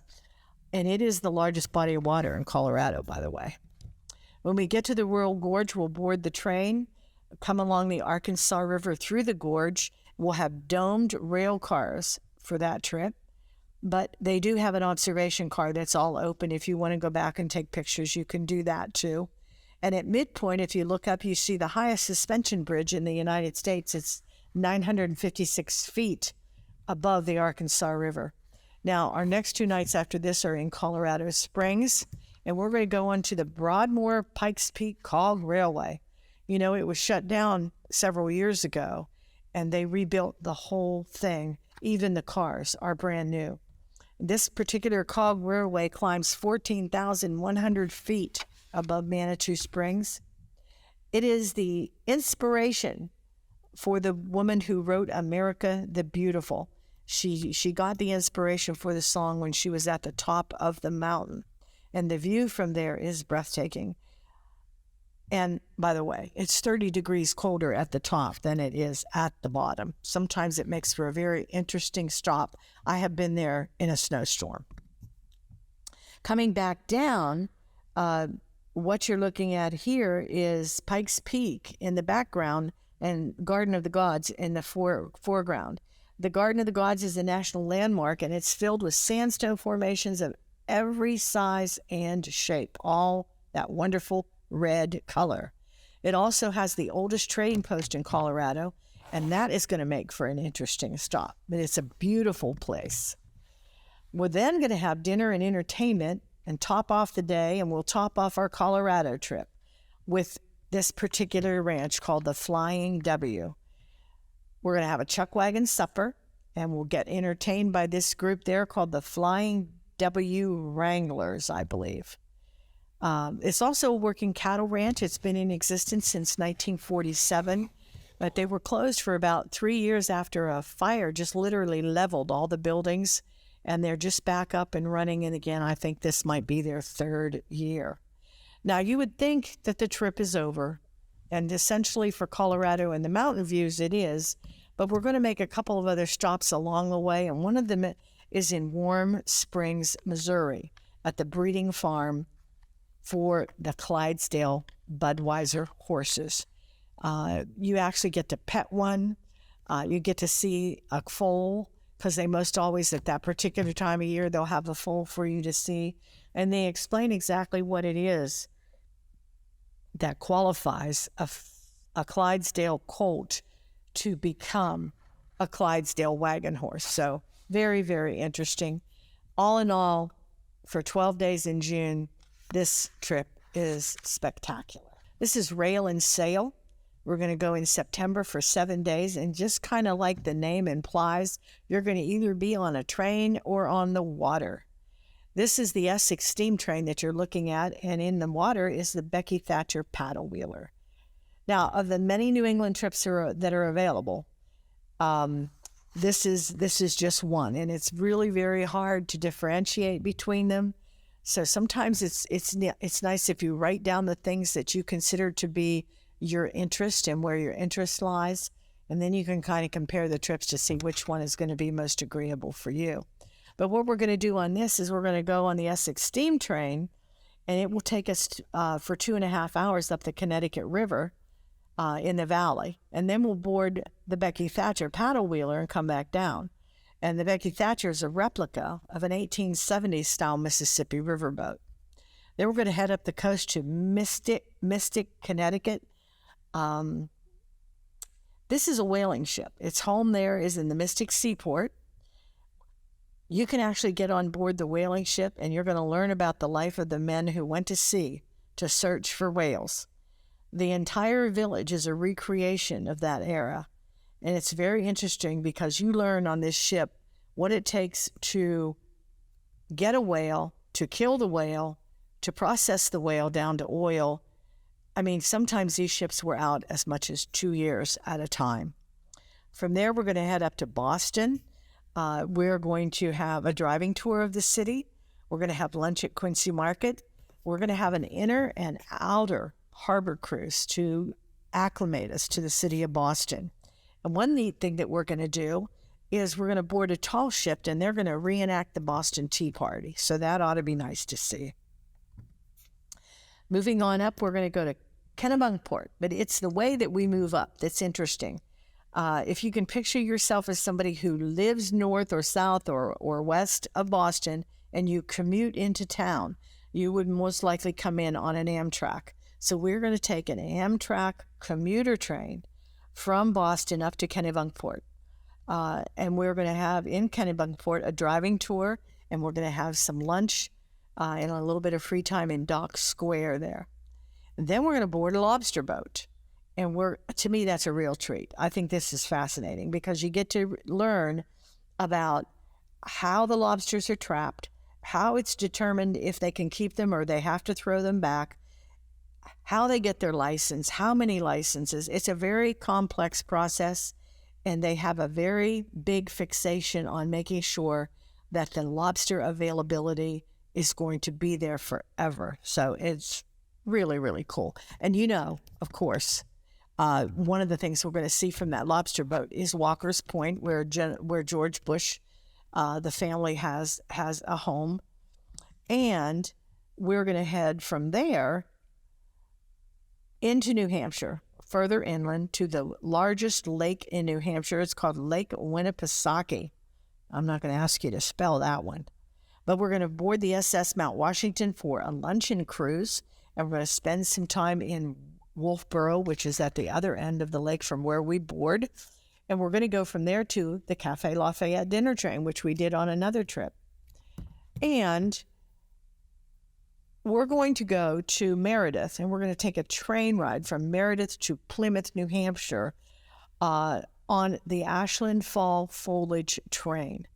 That ought to be very interesting. I've never done that one before. But after we do this one, we're going to go back over to the East Coast before we head home, and we're going to enjoy one more look at the ocean and photograph the Cape Netick Lighthouse. The Cape Netick Lighthouse is near York, Maine, and it's one of the most photographed lighthouses on the east coast of the United States. They call it the Nub or the Nubble. Now, this trip includes a wide range of things to do and places to see, in addition to trains and boats. And again, one of our many New England trips that requires some comparison so you can decide which one is right for you. We brought Nova Scotia back. You're going to need a passport for this, but it's a 13-day trip, and it will go in July. And this particular lighthouse is kind of like an icon for Nova Scotia. It's beautiful. There isn't enough time here on this particular set of slides to show you everything that we see and do, but I'm going to hit the highlights. Because after we cross the Bay of Fundy on a high-speed ferry, we're going to journey to Halifax.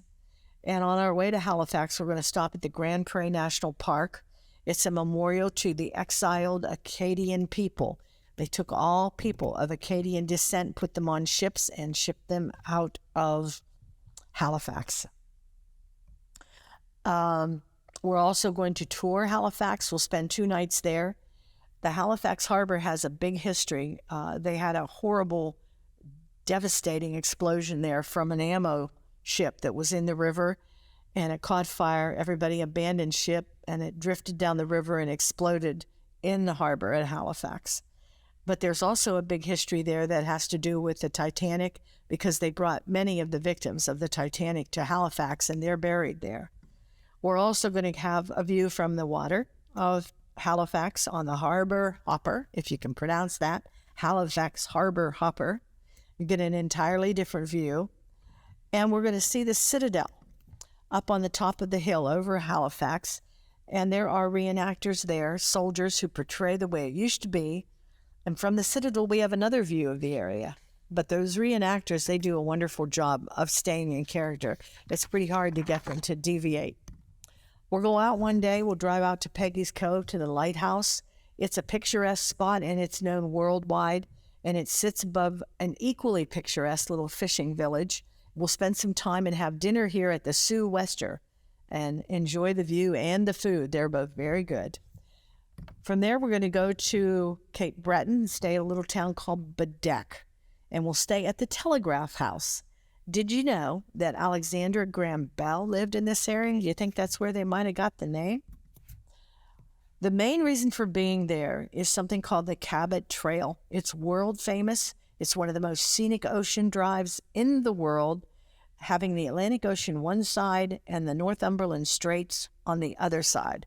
And we're going to spend the day traversing that trail. It's about 185 miles of road around the tip of Cape Breton. Spend the time in the middle at the Celtic Lodge for lunch. Another beautiful site. It sits on a peninsula and overlooks the water. This is the rest of it. It's kind of breathtaking, isn't it? From there, we're going to take a ferry, and we'll go to Prince Edward Island. They are known for their red dirt and their potatoes, famous for them. But we're going to go to the house of Anne of Green Gables, and that is where Lucy Maud Montgomery lived, and she's the one that wrote Anne of Green Gables. So from Charlottetown, we're going over to visit the house. We're going to have a lobster dinner on the waterfront, and we are also going to go to Cavendish Beach so you can get an idea what some of that red dirt might look like. Isn't that pretty? But we have to go home, unfortunately. But we're going to do it via the Confederation Bridge, which is another kind of an exciting thing, because the bridge is 8 miles long, and it is the world's longest span over ice-covered water. Now from here, we have one more night in St. John's in Canada before we have to head home to the USA. The 4th of July at the Inner Harbor. Of course, it's July. Baltimore, Maryland is rich in history, with monuments and historic sites commemorating significant periods in history, not just to the city, but to the nation as well. It's also the largest seaport in the nation. Do you know that? And home to a plethora of notable venues, such as Fort Henry, which was the birthplace of the national anthem, and other things like that. The Inner Harbor, because of the prominent things I've just mentioned, is one of the most popular places to celebrate the 4th of July in the country. We're spending 2 nights right in the midst of the harbor at the Renaissance Harbor Place Hotel, a gorgeous waterfront location. We'll be taking a guided tour of the Baltimore area and have time at the National Aquarium that you're looking at there, which is truly an outstanding experience as a national aquarium would be. Here you're looking at Fort Henry, which we'll visit. We'll also spend time at the B&O Railroad Museum. We'll have lunch at Phillips Seafood House. They have things for the landlubbers too. And free time to enjoy the Inner Harbor itself. Now, for the evening fireworks celebration, we'll begin with a picnic on the 7th floor outdoor terrace of our hotel, weather permitting, of course, and then board a lovely sightseeing yacht to take us out in the harbor for a prime location to celebrate our nation's 247th birthday this year. Please call for the fully detailed flyer. There's no time to tell you the details here, but it will be a very special and unique July 4th celebration. We hope you plan to join us. New England's Summer by the Sea. That's also in July. There is something indescribably magical about summertime along New England's stunning coast. People from all over the world are drawn to this majestic part of our country. On this picturesque tour, we not only do a variety of excellent inland touring, we eagerly traverse some of the most beautiful waterfront areas you'll ever see. Arriving in New England, we begin our exciting adventure in Newport, Rhode Island, the yachting capital of the world. We'll traverse the magnificent 10-mile ocean drive, entering the opulent era of the Gilded Age. And tour the Breakers Mansion. Look at that. Isn't that amazing? We stay 2 nights in Hyannis and tour the outer and lower capes. You're looking there at the Kennedy compound, of course, which is in Hyannis. In the charming village of Chatham, we take time for a photo op at the popular lighthouse. One day we set sail on a thrilling whale watch cruise to see them as they frolic in the ocean. In Plymouth, we see Plymouth Rock and the Mayflower too. And we enjoy a historic city tour of Boston to see things like the ship USS Constitution, Beacon Hill, Quincy Market, and more as time allows. Rockport is a picturesque village where colorful fishermen shacks house artist studios, trinket shops, and Bradley Wharf. Such a good time here. Those are lobster buoys, a common sight in Gloucester, America's oldest seaport. A special event will find us boarding a boat for a real lobstering experience with a Maine lobsterman. Now, how fun is that? One evening, we'll sit down to a traditional lobster dinner, and we'll also spend time at the popular Kennebunkport, where we'll see where the Bush family lived. And in York, you'll be able to take a picture of one of the most photographed lighthouses in the country, the Cape May Light, also called the Nubble. Again, there's not enough time to tell you everything, and we'll gladly send you a detailed flyer. Just give the office a call. The Great Summer Escape, again, is in July. It's a brand new tour, and here's the deal. So we pull the coach up, you hop on, and we whisk you away for 4 days, leaving your cares behind and stepping back into an atmosphere when things were simpler, more carefree, and even funnier. So many delightful things to see and do are part of this tour that lets us take a break from today's challenges and refresh ourselves with lighthearted joy and laughter. So here's our plan, TLC co-conspirators.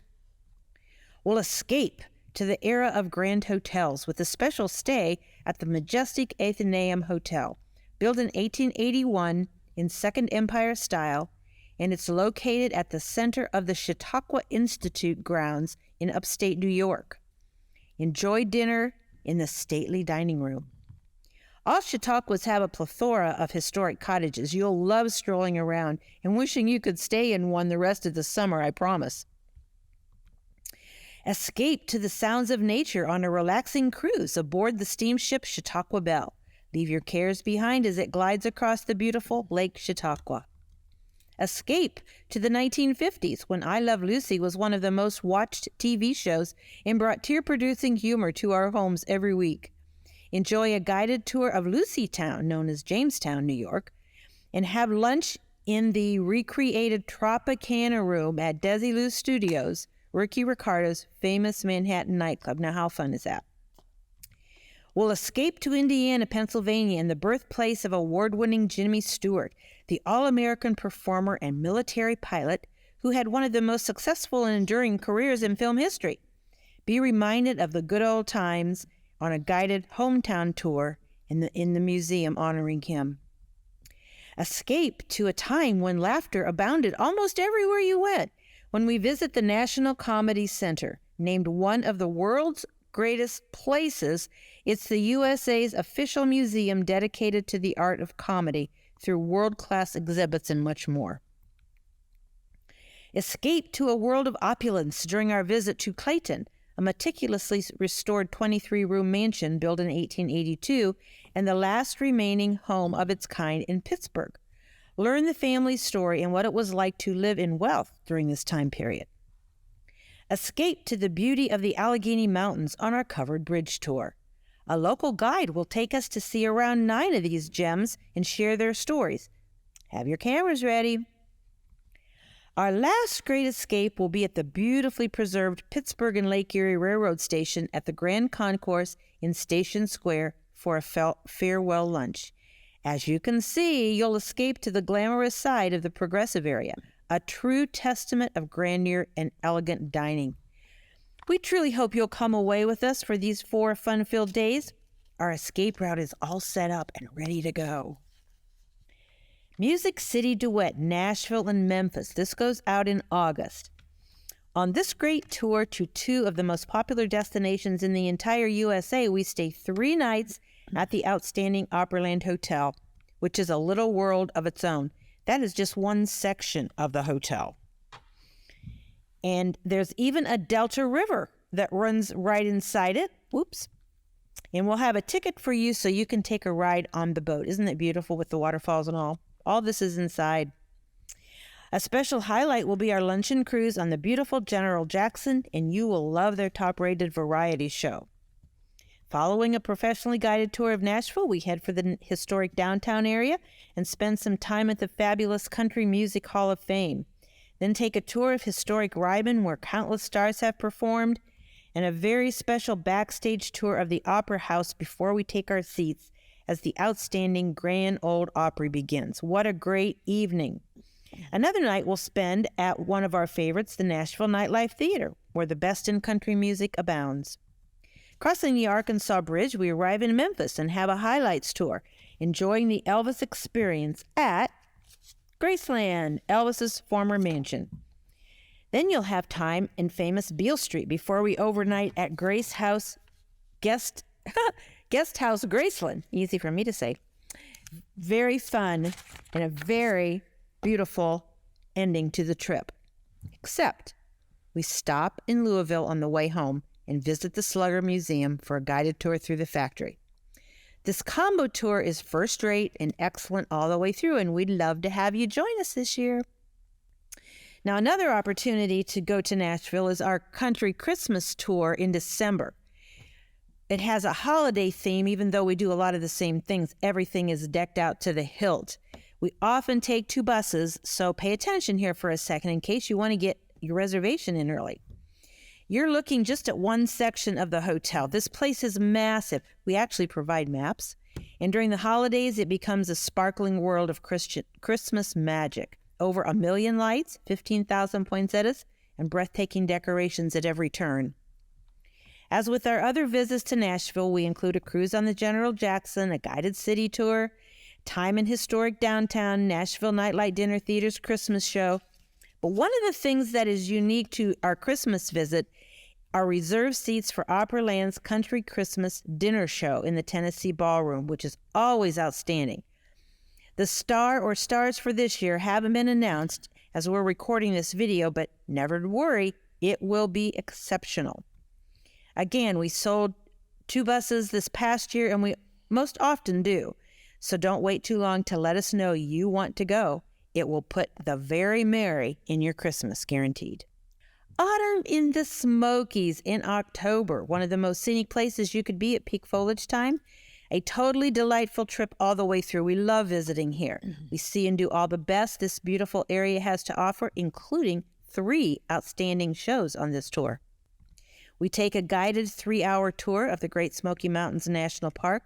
Again, it's the most visited national park in the USA, which says something, doesn't it? The fall beauty is breathtaking. We stay 3 nights right in the middle of Pigeon Forge. We spend a day in Dollywood with gorgeous decorations everywhere. You can stroll at your own pace, and you can sit down at any number of places to hear some of the finest music anywhere as the Smoky Mountain Harvest Fest and Gospel Jubilee will be going on during our visit. It is so fun there in the fall. A special evening will be at the multi-million-dollar Country Tonight Theater, voted the best show in the Smokies. And one morning, we take our seats for the Patty Wozniak variety show. She puts an emphasis on wholesome values, so we love going there.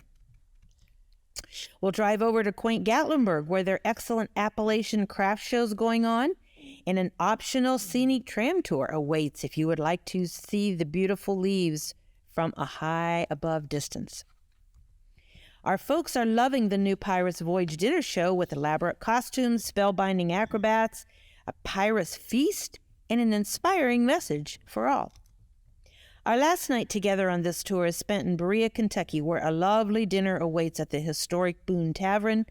We also make a stop at the Kentucky Artisan Craft Center before leaving town, and then we return to our homes from a truly refreshing and inspiring autumn vacation.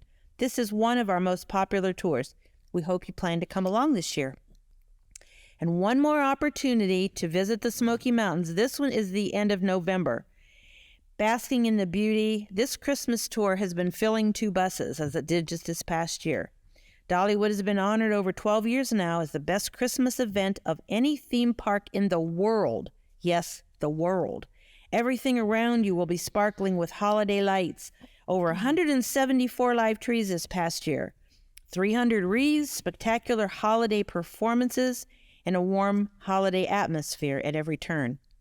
We also include a foothills tour of the national park, a fun visit to the Bush Beans General Store, an evening at the Country Tonight Theater for their inspiring Christmas show, and another evening at Dolly Parton's Stampede. Wait till you see the elaborate production that is presented at Christmas before your eyes. It is an outstanding event and ends with the real meaning of Christmas.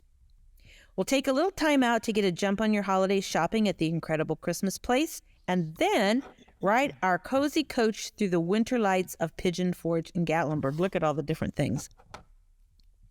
This little 4-day tour will start your holiday off in the best way possible. You see Santa going in the Applewood Farmhouse. We actually eat one of our meals there. We'd love to have you come along this year. Get your jingle bells out and join us.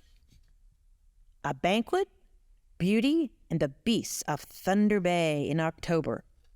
Here is the outside of the rooms as we head for northern Michigan and settle in for 2 nights at the Thunder Bay Lodge. One of the big features of going here is for their fabulous evening that is spent out in a cabin with a 5-course meal cooked over cast iron cook stoves. To begin that, we climb on wagons. You see there in the picture. You'll get a narrated ride through the woods, a lovely experience and perfect in the fall. We'll pass the elk herds they have there and hear about the care that goes into keeping them alive and healthy. It's quite a thing. Then we pull up to the riverside cabin back in the woods and are welcomed inside as a roaring fire glows in the massive fireplace, while amazing aromas come from the old-fashioned cast-iron cook stoves I mentioned. Once we're seated, you'll be served a fabulous 5-course meal prepared by the culinary staff, along with local wines and a dessert to die for. But that's not all we do on this trip. We see 2 lighthouses, the old and the new Presque Isle lighthouses. We'll also visit either the Great Lakes Maritime Heritage Center or the Northern Michigan Besser Museum. Both are wonderful. In Alpena, we'll take a glass-bottom shipwreck cruise. That's really cool, weather permitting. And before you turn in at night, the lodge invites us to sit around the fire pit and enjoy delicious s'mores, which our folks love to do. This is such a delightful collection of things to see and do, most of which you've probably never done before. So call some friends and start your autumn leaf peeping off in this very special way. The Appalachian Mountains are calling twice because we go there in July and we go back in October. On both tours, we include 3 train rides, each unique in their own way. You're looking here at the Cass train. Here's the new Tigert Flyer and the new Greenbrier Express. On our summer tour in July, we spend a night at the Adirondack-style stone wall resort you're looking at there and include a delightful boat ride on the lake. Super fun. We have one of our meals at Halliehurst Mansion, 56 rooms patterned after a Rhine River castle. Other things we do include going to the Gandy Dancer Theater for a wholesome Branson-style show that we love to support. We view this National Radio Astronomy Observatory. This thing is just gigantic. Our bus looks like a little peanut beside that. We also visit the Trans-Allegheny Asylum, loaded with fascinating stories of Civil War raids, a gold robbery, and much more. We visit the Beverly Heritage Center, the West Virginia Railroad Museum, the Appalachian Discovery Center. We go to the Old Brick Playhouse for a fun 50s show. And And the Appalachian glass there you're looking at in the picture is where we have a glass blowing demonstration. So as you can see, both dates are full of fun and interesting things to do. Why don't you get both flyers and choose the one that's most calling your name? Folks, if you've seen the Biltmore at a time of year other than Christmas, then you'll especially appreciate being able to go back at Christmas time. It's truly magical there. And in this particular trip, we have the pleasure of seeing it during the day, so we can enjoy the views and also the grounds, and of course the inside decorations that are unbelievable. But we also will be able to enjoy the grounds. Other than right there at the Biltmore, we will go and visit the winery, and we'll go to Antler Village. But then in the late afternoon, early evening, we'll come back for a delicious dinner at the stable right there on the Biltmore. And we'll also go back into the Biltmore for the candlelight tour. It's a total different atmosphere for the candlelight tour. They have candlelight dimmed. It's not bright. It's a very private atmosphere. It's very difficult to explain it, but they have music. Sometimes there'll be somebody playing a harp. Sometimes someone will play the piano just very softly in the background, or the guitar. Sometimes there'll be a choir or a chorus that comes in from somewhere around and sings in the atrium level. But the whole thing is just kind of walking around in a dream. But we're not just going to do the Biltmore on this trip. We're also going to have a city tour of Asheville. We're going to be able to see one of their cathedrals down there. We'll spend some time in the general area, and we'll also be able to go to another place in that area called the Omni Grove Park Inn. We have a special lunch here with time to explore this fabulous hotel. It was built in 1913 and has stunning views of the Blue Ridge Mountains, and it's as unique inside as it is outside. But the really unique part of this at this time of year is they have a gingerbread house contest. Very strict rules. Everything has to be made from gingerbread. Look at that. Does that look all gingerbread to you? But everything also has to be edible. So the other thing they do, which I think is especially nice, is they have a competition for children as well, not just adults. And they do come. The entries come from all over the world. So your Biltmore Christmas, a lot of the Christmas trips toward the end of the year sold out this year, and some of them even had to have extra buses put on. In some cases, we can get a second bus. Sometimes we can't. But if this is something you want to do, I would suggest you signing up for it as quickly as possible. We have a new trip this year called Country Inns and Covered Bridges. It's 5 days in October, and it is jam-packed. I mean, it's one of two trips that go into the Vermont area. And I really thought I had seen a lot of covered bridges, but I was wrong. So many more that I have not seen, but I'm going to hit some of the highlights of this 5-day jaunt that we're going to make. We are going to go to Menden Apple Orchard. This is a 3-generation business that is owned by the same family, and it consists of an orchard, a motel, a bakery, and a country store since 1982, and it's in Rutland, Vermont. We are going to see the Gorham Covered Bridge. Vermont has over 100 covered bridges, which is more than any state. Now, that's covered bridges per square mile. This particular one was built in 1841. It is on the register, the National Register of Historic Places. One of the inns that we're going to visit is the Middlebury Inn. We're in a college town here, Middlebury College, and they have shires there, not counties. And this is the Shire Center. This is like their county seat. This inn was built in 1827. They have 71 guest rooms. And if you walk around after we eat lunch, go and check out the tavern, because it really looks like it sits back in the 1800s. This overlooks the Village Green. It's on that Historic Hotels of America. And we're also, while we're in that general area, we're going to have lunch at the Waybury Inn, which is from the Bob Newhart TV show, if you remember that. We have a couple of nights at the North Star Lodge in Killington, Vermont, which is a ski resort area. but it's a cozy, relaxing environment, and it's nestled in the rolling hills of the Green Mountains of Killington. They have an outdoor heated pool, if that helps. I think this is going to be neat. We are going to an alpaca farm. This place is called the Maple Farm Alpaca, and they breed and sell these gentle, intelligent creatures. They even have a store that sells products that is made from the alpaca hair. We'll also visit the New England Maple Museum. This is the pulp mill covered bridge. It's also called the paper mill covered bridge. It's also on the National Register. It was built in 1820.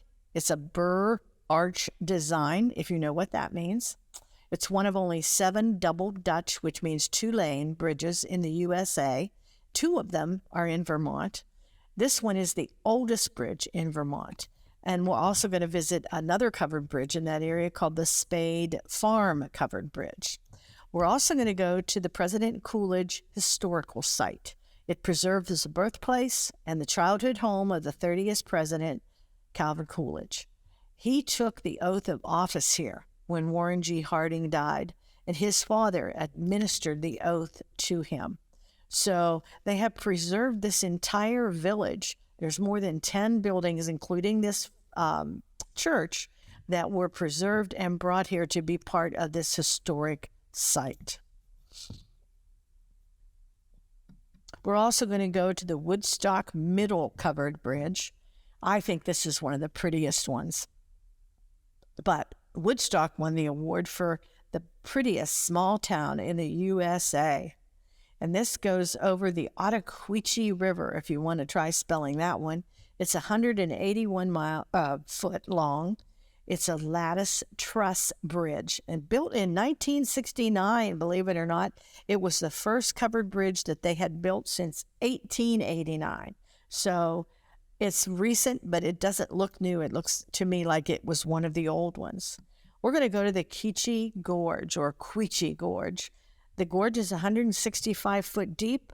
It's considered Vermont's Little Grand Canyon. They do balloon floats over there in the fall that are beautiful. And they also have whitewater kayaking on the river. That's still the Ottaquechee River. But then we're going to go and we'll take a cruise on Lake Winnipesaukee on the SS Mount Washington, which you'll see several pictures of. And we're going to have a visit to a little town called Wolfboro. This is the Quechee Covered Bridge. It's steel. Originally built in 1911, adapted to car traffic in 1933. It's really kind of unique. It's called the Quechee Covered Bridge, but we're also going to see the Blair Covered Bridge. This trip is just so loaded with everything that there's too much to explain. They have country inns, yes. Covered bridges, yes. Wonderful food, yes. Beautiful fall foliage. It sounds like a good trip to me. I think you ought to try it. As I said, this is a new one, folks. This is something that I know a lot of you have asked about, have been waiting for. So I am not going to bother describing these pictures because they are self-explanatory. So what I'm going to do is answer some questions that I know you must have in your mind. What you're looking at is the front of the Greenbrier. So it's in White Sulphur Springs. Here it is, once-in-a-lifetime opportunity to experience this world-renowned luxury resort. Is it expensive? Yes. Does it have a dress code? Yes. Is there an early deadline? Definitely. So make your reservation now. What does it include? Does it include everything? No. What does it include?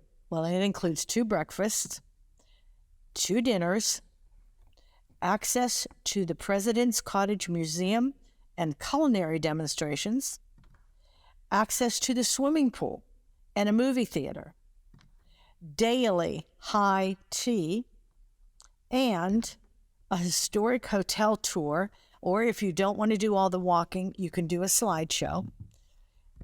The bunker tour is an extra optional fee, They have tree lighting ceremonies. There'll be sleigh rides. There'll be ice skating. There'll be cookie baking. And there is gaming. And some of them will carry an optional cost. So, what are you waiting for? I think this would be a perfect celebratory anniversary, birthday, girls' weekend, or just because I've always wanted to go there. I know I have, so come on and go. We brought back New Orleans. Yay! Another one of my favorite trips. I think we've revamped this and we moved it from June. Now we're taking it to November. I think it's an excellent itinerary. I really do. When people talk about the Big Easy, the first thing that comes to your mind, most of them, is Bourbon Street and Mardi Gras. That's usually what they think of first. But New Orleans has so much more to offer in addition to partying and drinking. I mean, look at Jackson Square and the St. Louis Cathedral, right along the Mississippi River, loaded with street performers and shops and restaurants and the French Market. They have the St. Louis Cathedral there. It's the oldest cathedral in North America, founded in 1720. Jackson Square is the most recognizable landmark in New Orleans and in the heart of the French Quarter. Café du Monde, right across the street, it has the best beignets ever. Of course, you got to have a latte with that. Pecan pie, wonderful, wonderful pecan pie. Praline pecans, and that in the bottom is a beignet. It's a big, fat donut that is just dredged in powdered sugar. So don't wear black when you're eating it. That's not even touching the catfish or the red beans and rice or a muffalata or a po' boy.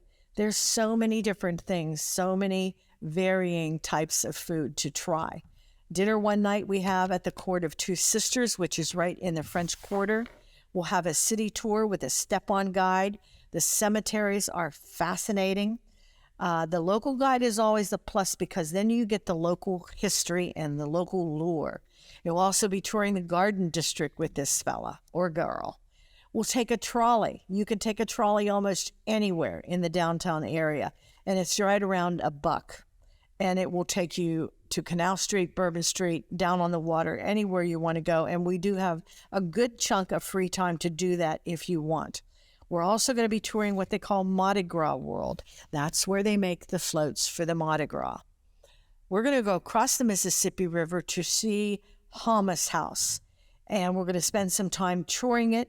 This is a sugarcane plantation built in the 1800s. And then not too far from that is Oak Alley Plantation. We're going to have lunch there, and we'll have a tour of Oak Alley. If you look real close at this, you might recognize it because it has been in many, many movies. For those of you that can remember Hush, Hush, Sweet Charlotte, it was filmed there. We're going to take a riverboat ride, dinner cruise on the Creole Queen, give you a chance to taste more of that Cajun food and hear some of that Zydeco music. This particular museum is one of the top 10 World War II museums of its kind in the United States. This huge complex brings the history of World War II to life. There's so much more to this tour without time to show you. Things like Twitty City, the Laurel Mercantile, an alligator farm, a bayou tour. We go up to Natchez, Mississippi on the way back to Longwood, which is one of the mansions there that was never finished.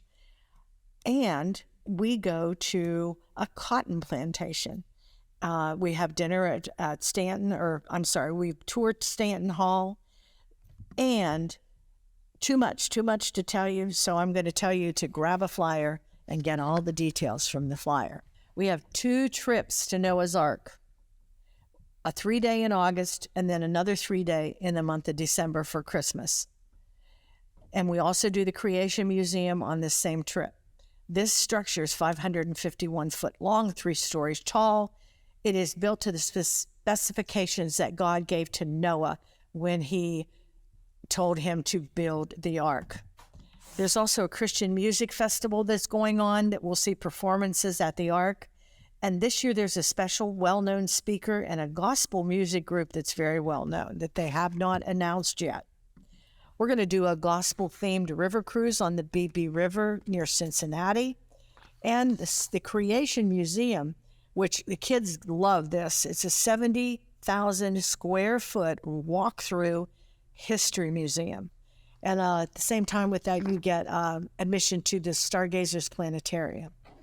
At Christmas time, they will feature some additional shopping on the Ark, or near the Ark in that complex. They have a Christmas buffet, and they also have very special lighting effects. The Creation Museum has a live nativity, and outdoors thousands of lights. And on the way home, we're going to do for both of these trips, we're going to stop at a place called Patriots Point. Patriots Landing, not Patriots Point. But this is unique in that they give veterans a chance here to come in and learn different trades. They train them and then try to help them find jobs. And if you can see the crosses that are on the table there, we'll do a cross and be able to take it home here. So we've got one hanging in the office if you're curious to see what it looks like. It really turned out very nice. Maine Magical Summer. You could send me anywhere in New England. I'd be happy. But in Maine, I'm especially happy. This one is July, and it's a 7-day trip. And you're looking at the coastline of Acadia National Park. I love, love, love this trip. We have a jaunt up the coast of one of the most beautiful states in the USA, and we begin our main experience in the coastal city of Portland. This is the Portland Headlight. We'll have a stop for pictures, and their claim is that they're the most photographed lighthouse on the East Coast. But we'll also do a Portland Harbor cruise and go into Casco Bay and around some of the islands and see the lighthouses that are in the area. We'll see the Portland Head from a different viewpoint here from the backside. We'll also have a guided tour of the city in Portland. It's the largest city in the state of Maine. And if you can look here, they have the new section and the old section down by the river, the riverfront. It's all beautiful old buildings. Now, there wouldn't be a trip to Maine that would be a good trip to Maine without a lobster dinner. So this is something that we'll provide. And just so you know, in case you're allergic to shellfish, that they do offer you an alternative. We'll spend some time in Booth Bay Harbor, the beautiful church there in the background. We're here to take a lobstering and seal watch cruise. And that's where we're going to learn about what it takes to become a Maine lobster fisherman and how all the decisions are made. And we'll do this on more than one trip, so you'll be aware of what this is from those. Did you know that a lobsterman, every one of them in the state of Maine, has to have a license, and it has to have a unique buoy that is his own special kind of like signature.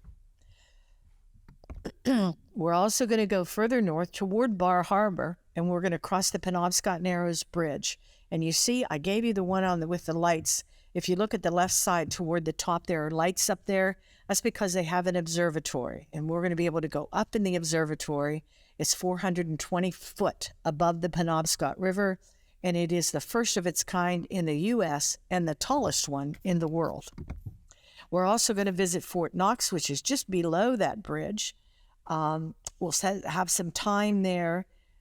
It's the most well-preserved fortress on the East Coast. We'll spend a little bit of time there. And then we're going to move on to Bar Harbor. And we'll have time in Bar Harbor to get lunch. And then we're going to pick up a step-on guide for our tour of Acadia National Park.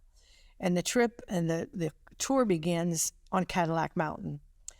Now, they call it a mountain. I mean, it's not even 1,000 foot high. To me, that's not a mountain. But they call it a mountain since it's the only one they have. But it's a picture-perfect spot. And it's also the first place in the United States that the sun comes up because it is the highest point on the East Coast. We'll do Thunder Hole on this tour. It's difficult to get a bus around Acadia, but wherever we can pull it off to get you pictures, we do it. This is one of them. This is high tide at Thunder Hole. You can see the water rushing in, and it does really sound like thunder when the tide is high. The coastline is rugged, it's primitive, it's beautiful. I can't tell you anything else. But you know what? It's really hard to get a good picture when that spray is coming up on those rocks. Unfortunately, we have to leave Bar Harbor. We're going to go back down the coast to Camden, Maine. And we're going to spend some time here. We have another step-on guide, and we'll have a tour of Camden and Rockport. Did you know that Peyton Place was filmed in Camden, Maine?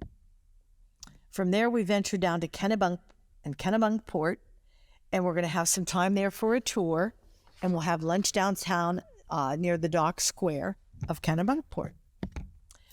Now, this is another view of the Nubble Lighthouse, and it'll be our last stop on the coast in York, Maine. Now, this is the other one that I said. 2 of them claim that they are the most photographed, so I'm certainly not going to get into that. I'll let you decide which one you like the best. One last look at Acadia National Park. This trip has so much to offer. You'll get to see almost every part of the coastline of the state of Maine, and you're going to come home having had an unforgettable experience. The stunning New England fall foliage. I should just let you know that if you've taken this trip before, read over it again because there have been quite a few changes on it. But I did this trip last year, and I really enjoyed it. This is the second time that we're going to visit Vermont, the second trip. And we're going to begin in the Berkshires region, which is renowned for its stunning vistas. We'll have a step-on guide here for a tour of the area. And we'll visit the Pewter Peddler, if I can get that out straight, and the Chocolatorium. We'll visit the Middlebury Inn for a meal. We'll have actually, it's a wonderful lunch, and this is a historic inn. And we'll also have time to see the town. The Middlebury Inn overlooks the town square at Middlebury. And we'll also enjoy a meal at the Waybury Inn of Bob Newhart fame. And we're also going to be able to tour a home called Hildene, which was the Robert Todd Lincoln family home, built in 1905. The really neat thing, one of the neat things about it is they have a Pullman car there that is totally restored, and it's beautiful. And I didn't realize it, but Robert Todd Lincoln was president of the Pullman Company at one point. But you'll love the setting of Hildene. It's in a beautiful spot. Then we're going to be seeing the Morgan Horse Farm. It's part of the University of Vermont and home to the oldest continuous Morgan horse breeding herd in the world. Now, that was a mouthful.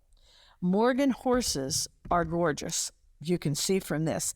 They specialize there in the breeding and the sale to continue this magnificent breed of horse. They are bold, they're intelligent, and they're alert, but they're very, very calm, and they make very good riding horses, so they say. We're going to go to the New England Maple Museum. We'll have a tour there, and you'll see all of the things that it took in the olden days as well as current to garner the maple sap and make it into maple syrup. All the tools of the trade and the total history of sugaring is there. We're going to stop in Montpelier, beautiful state capital. It is the 3rd smallest state capital. And if we're lucky, we'll be able to see a little bit of the inside and also tour the outside. There is an Ohio connection here at the Montpelier capital. So if you take the trip, let's see if you can find out what that Ohio connection is.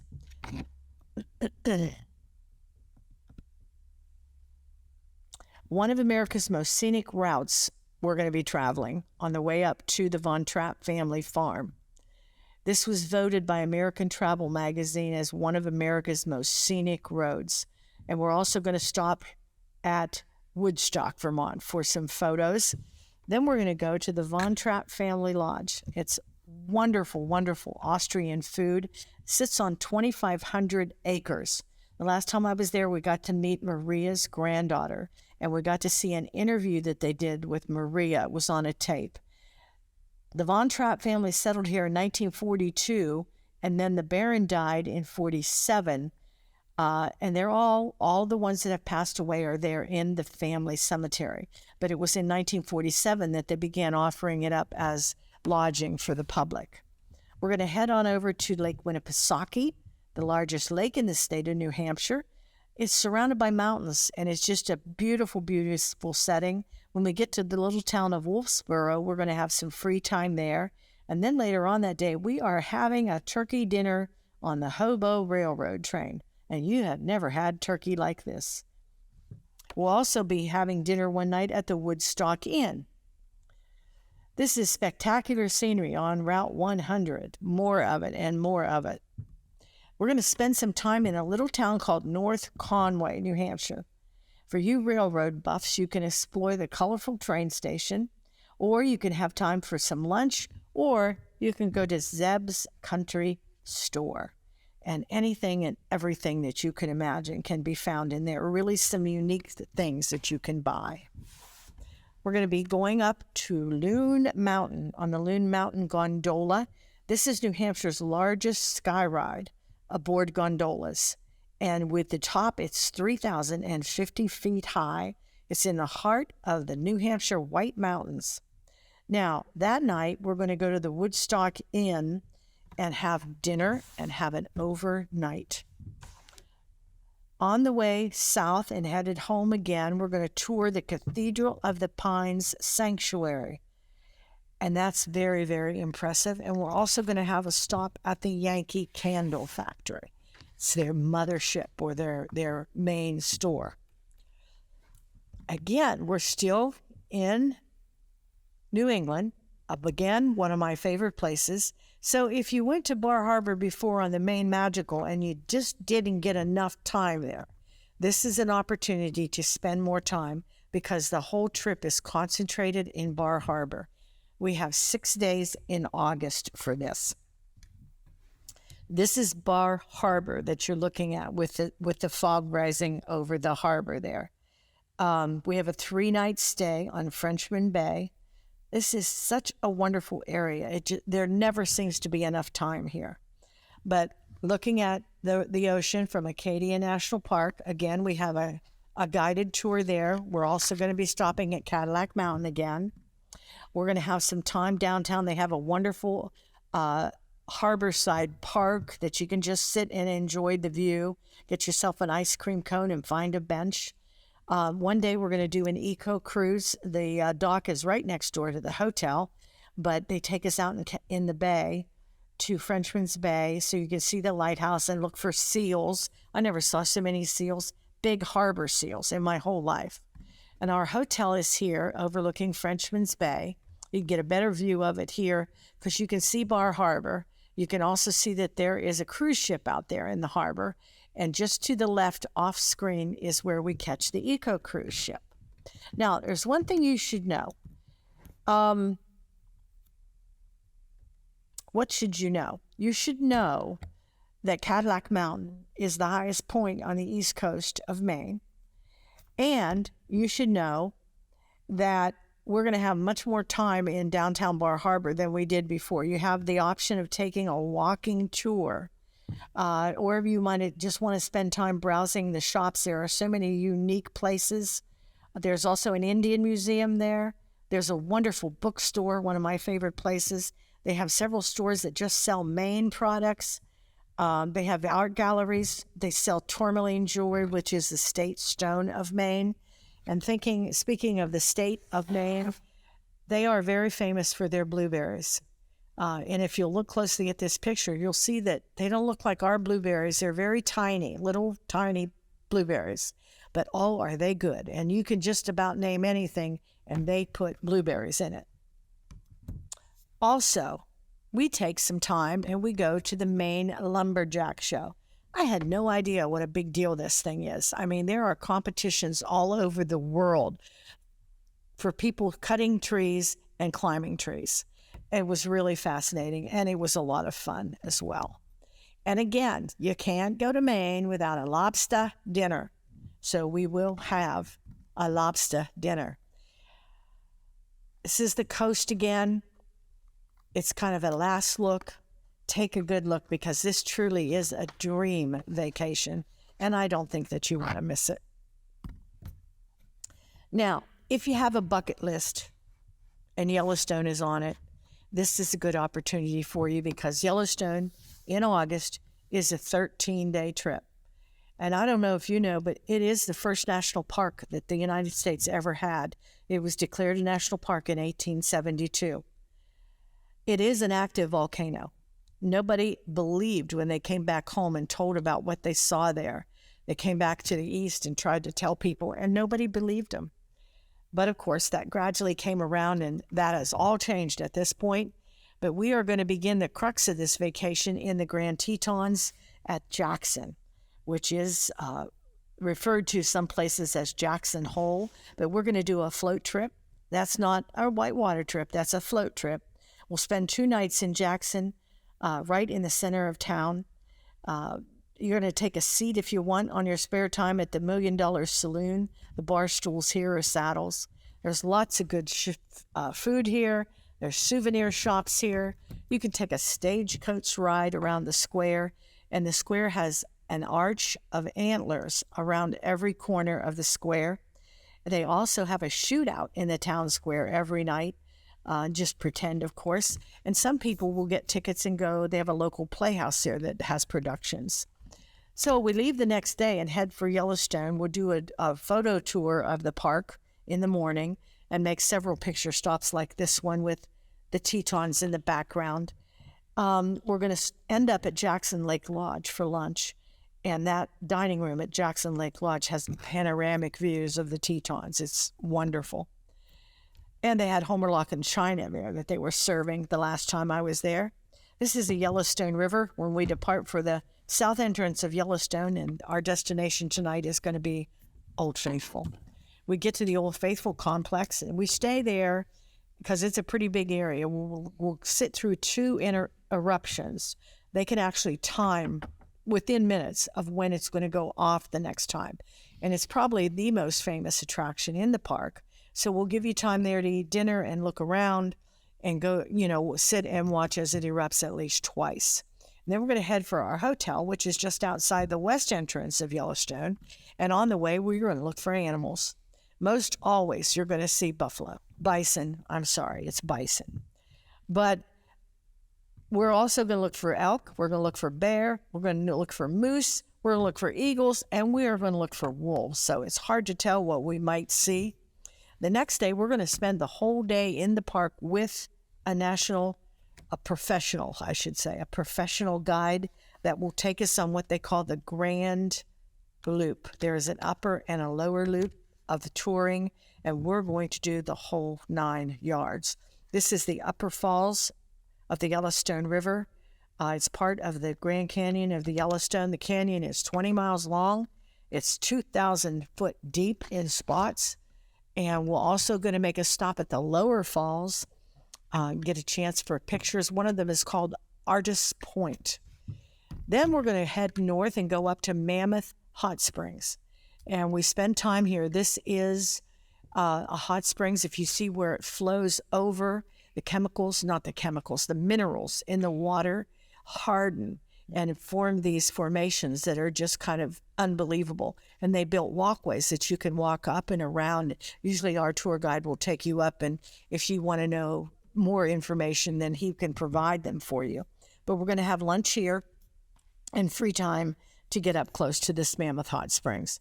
The other thing we see here, and it's weird because you may not, or you may see them out in the wild area, but most always we see them here at Mammoth Hot Springs. This is also the park headquarters.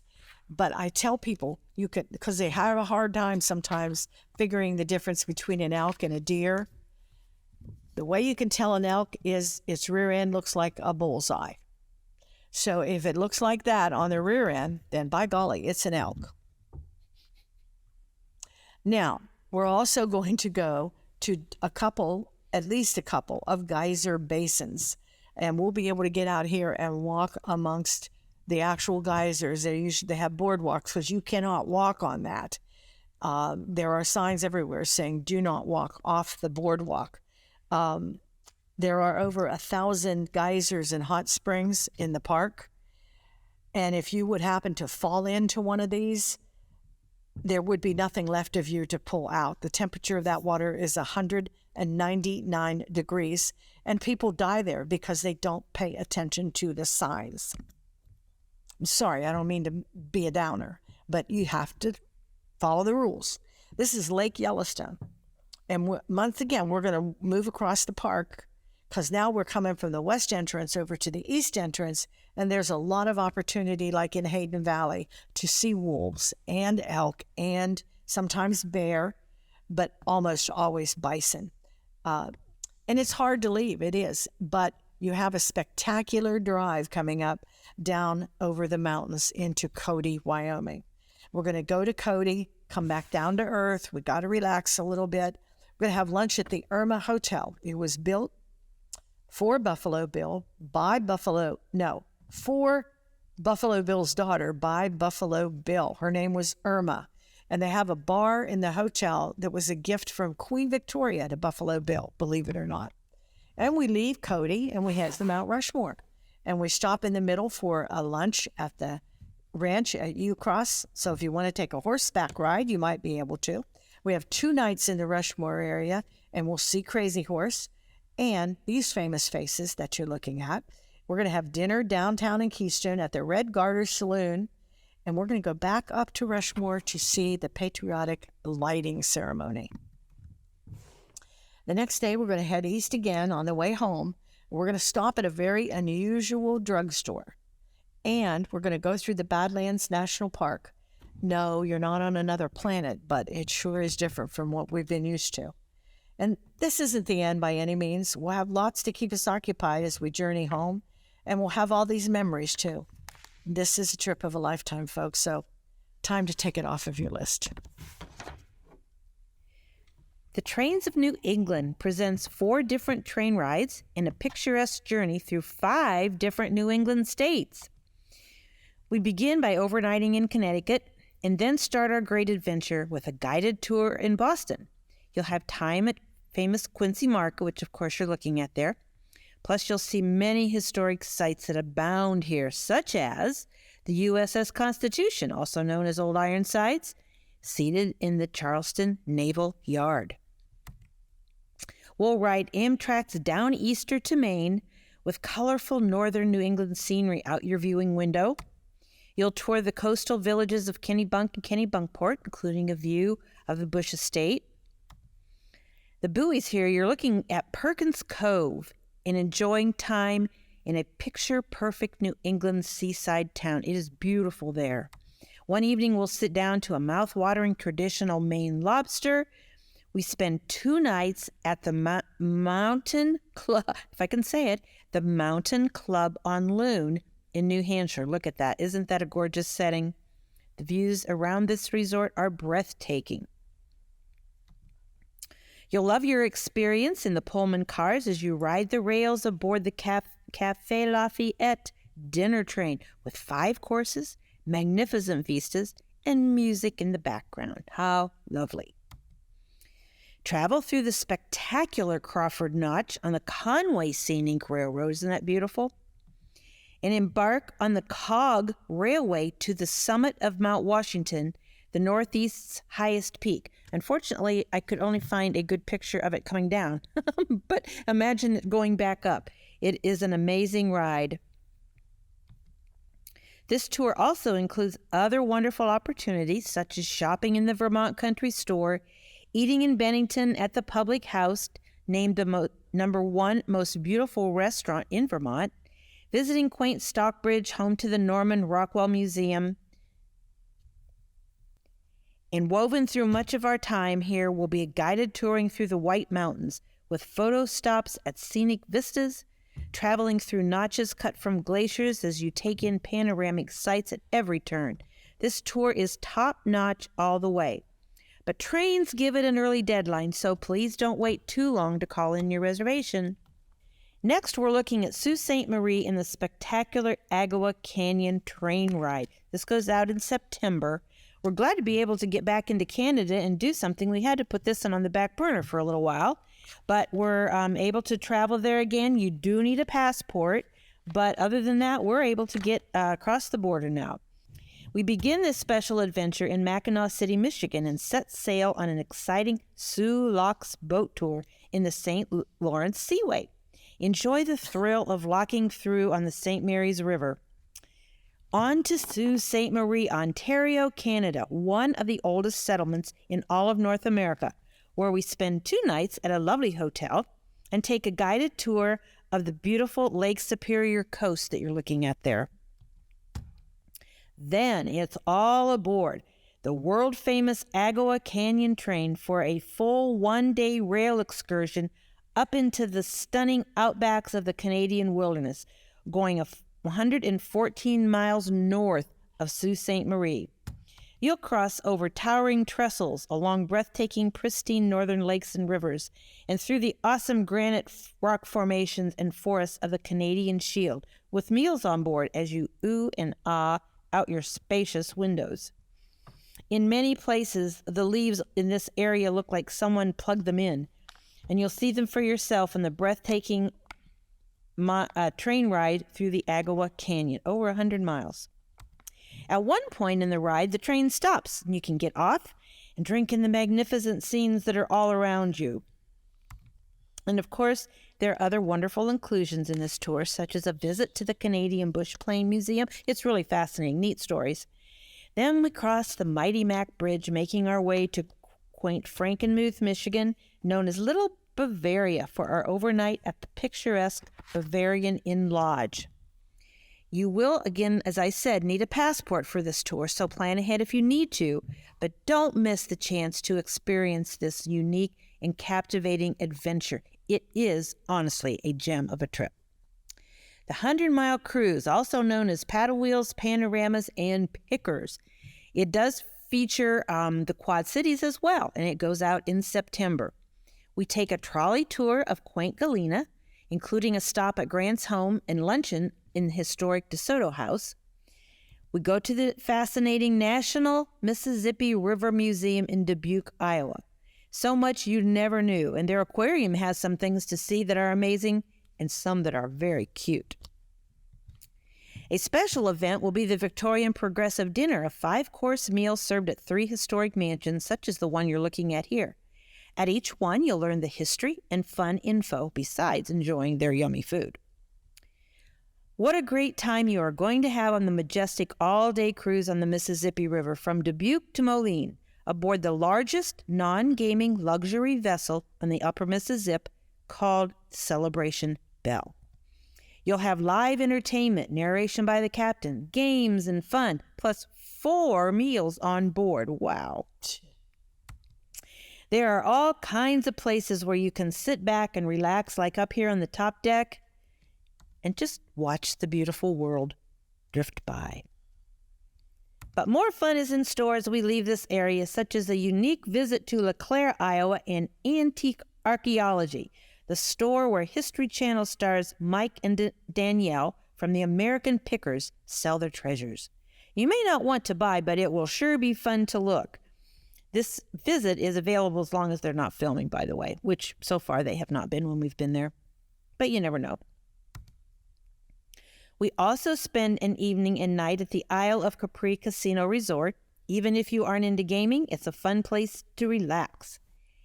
And our farewell evening will be spent at the lovely Drury Inn Lane Dinner Theater for their performance of Ring of Fire, the story of Johnny Cash, which is receiving rave reviews. This is a gorgeous autumn vacation. Call in your reservation soon, so you're sure to get a seat on the coach. The wonderful Wisconsin Dells goes out in mid-June, and to be honest, I'm a little worried about this trip this year. It wasn't able to be given a very prominent place in our tour book. It's kind of like tucked up in the left-hand corner of one of the pages, and I think it could easily get overlooked, but it is honestly a gem of a tour, so I hope you'll call for the detailed flyer to see all the exceptional things that are included in it. For instance, we do the Upper Dells Scenic Boat Ride, which everyone always loves. The Dells are a region of glacier-carved sandstone formations along the banks of the Wisconsin River. They are amazing to see. And on our Dells boat ride, we'll make a stop and get off to take this unique path back to a refreshment area. We'll embark on the Lost Canyon wagon ride, which takes us into the midst of the stunning canyon walls. One evening, we'll take our reserved seats at the top-rated Wilcox Magic Theater for a show full of magic, comedy, and illusions. Another thing our folks really love. One day we ride the ducks. Does that not look fun for a Lower Dells tour? Yeah, I would do that every day. Well, maybe not every day, but often. And then a trip to this area would not be complete with a visit to the famous house on the rock. You're looking there, what they call the Infinity Room. One can guess why they call it that. It is a massive complex of architecturally distinct rooms, streets, gardens, and shops. But you'll be fascinated at every turn. Other things include time in Dell's German village, where you can buy Wisconsin cheese and perhaps hear the German glockenspiel with its Pied Piper musical reenactment, if the timing's just right.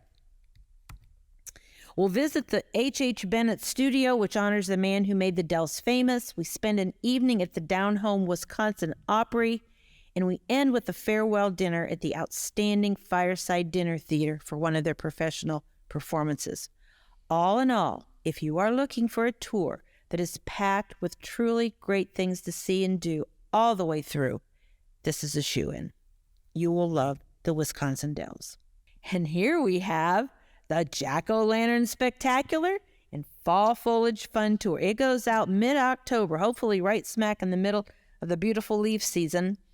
Iroquois Park in Louisville now presents this event with over 5,000 carved pumpkins lining a walking trail illuminated at night, featuring over 100 that are carved into amazing works of art by both professional and local artists. It's honestly awesome. Here's an example of one. Mary Lou just talked to you about the real Mount Rushmore in Yellowstone, but look at this. Someone has actually carved it into a pumpkin. Can you imagine doing that? And look at this one. Abe himself. There will be everything from Broadway scenes to ones honoring veterans to rock bands to history of every area and everything in between. And here's just a small snippet of one being carved. Talk about a steady hand. I mean, what if you mess up in the last area you're working on? Woo! Nerves of steel, I guess. I would not do well with that. The jack-o'-lanterns are staged in themed scenes with music, and the walk through them is about a quarter of a mile. It's non-paved. Unfortunately, it's not good at all for walkers and definitely not wheelchairs. But on this pumpkin trail, you'll feast your eyes on the magical displays, a once-in-a-lifetime experience. Our staff said they were blown away by it. But much more is a part of this leaf-peeping trip. We pay a visit to a place called Old Friends, a 236-acre farm with a herd of over 200 rescued and retired horses that provide a dignified retirement to thoroughbreds whose racing and breeding careers have come to an end. You'll hear their amazing stories on your walking tour and meet some of the heroes who've been saved. Our folks fall in love here every time. Nestled among the hills of the Hoosier National Forest sits the 1845 French Lick Spring Resort with its luxurious furnishings and marble floors. Look at that. As a famed vacation place for wealthy society, we'll have a walking tour of this gorgeous premise. Another favorite feature is the special backstretch breakfast right in the famous Kentucky Derby Museum with a behind-the-scenes view of this famous race. See horses training railside, taking a bath, and meet one of them on the historic walking tour of Churchill Downs, the world's most legendary racetrack. Wow. Those of us who have done it, including me, loved it. I didn't really know how much I was going to enjoy, but that is a phenomenal tour. And then we go to Willstem Ranch and ride wagons out into the meadows with feed buckets in hand. Animals from alpacas to zebras to kangaroos will come right up and see what you have to offer. And great picture taking to run home to the grandkids for sure. A barbecue dinner in the barn tops off this unique event. And then there's more leaf peeping as we journey to the Ohio River for the Queen City Riverboats, where a 2-hour lunch cruise awaits. Enjoy a deli meal, music, and topside open deck with picturesque views in every direction. What a perfect way to enjoy the fall beauty. As you can see, there is great variety of things to see and do on this 4-day autumn adventure. It often sells out, so don't wait too long to get your seat held. Sailing the Seaside Resort of Ocean City, Maryland. And it says Ocean City ×2 on the picture. That's because we go in May and then we also go back in September. Both dates avoid the crazy crowds and the scorching sun of the summer months when all the kids are out of school and the beaches are filled with wall-to-wall vacationers. Now, May's visit is for 4 days, and we stay at the beautiful Hilton Suites Oceanfront Hotel with walk-on access to the beach. We'll have a guided tour of Assateague's famous wild ponies for great photo ops. We'll have 2 boat cruises on this May visit. One is an educational eco cruise around the bay, and the other is to view the beauty of the Eastern Shore with majestic homes, locations of music, movies, and much more. One evening, we'll be guests at the quaint Dickens Dinner Theater, which our folks always love. And then in September, we go for 5 days, and that one is called Ocean City Treasures and Beachfront Vacation. Now, both itineraries have some similarities, but also differences, and because there's an extra day on the September one, you have more free time to enjoy as you wish. Plus, we include a shipwreck museum and Seashell City, so check them both out and choose the one that suits you best. No matter which one, it will provide a delightful getaway, and it's always extra fun with friends. So share these 2 great opportunities with them and come have a ball. Thousand Islands, Finger Lakes, and beautiful Alexandria Bay. This tour goes out in June. Plenty of beauty to see in all 3 places we're going on this tour. The Thousand Islands are a group of over 1,800 islands in the St. Lawrence River, straddling the border of the U.S. and Canada. The Finger Lakes are a group of 11 long, thin lakes in New York, marked with over 150 waterfalls and picturesque scenery. There's so many great things to see and do on this combo tour. We spend 3 scenic nights at Captain Thompson Resort on the waterfront in Alexandria Bay, adjacent to the main shipping channel of the St. Lawrence Seaway. And it was terrible. I just couldn't find a really good picture to show you that would work in this presentation. But that building in the bottom of the scene that has a brown roof on it, and it kind of curves around in kind of an oval-looking shape on the ends, that is Captain Thompson's Resort where we stay. So you can see we are right on the waterfront, and if you look across the water to the little island, you can sort of make out that is the castle, Bolt Castle over there. So you can see how close we are, and in reality, what a gorgeous view we have from our hotel. We take the 22-mile, 2-nation cruise tour through the heart of the Thousand Islands on both the American and Canadian waters.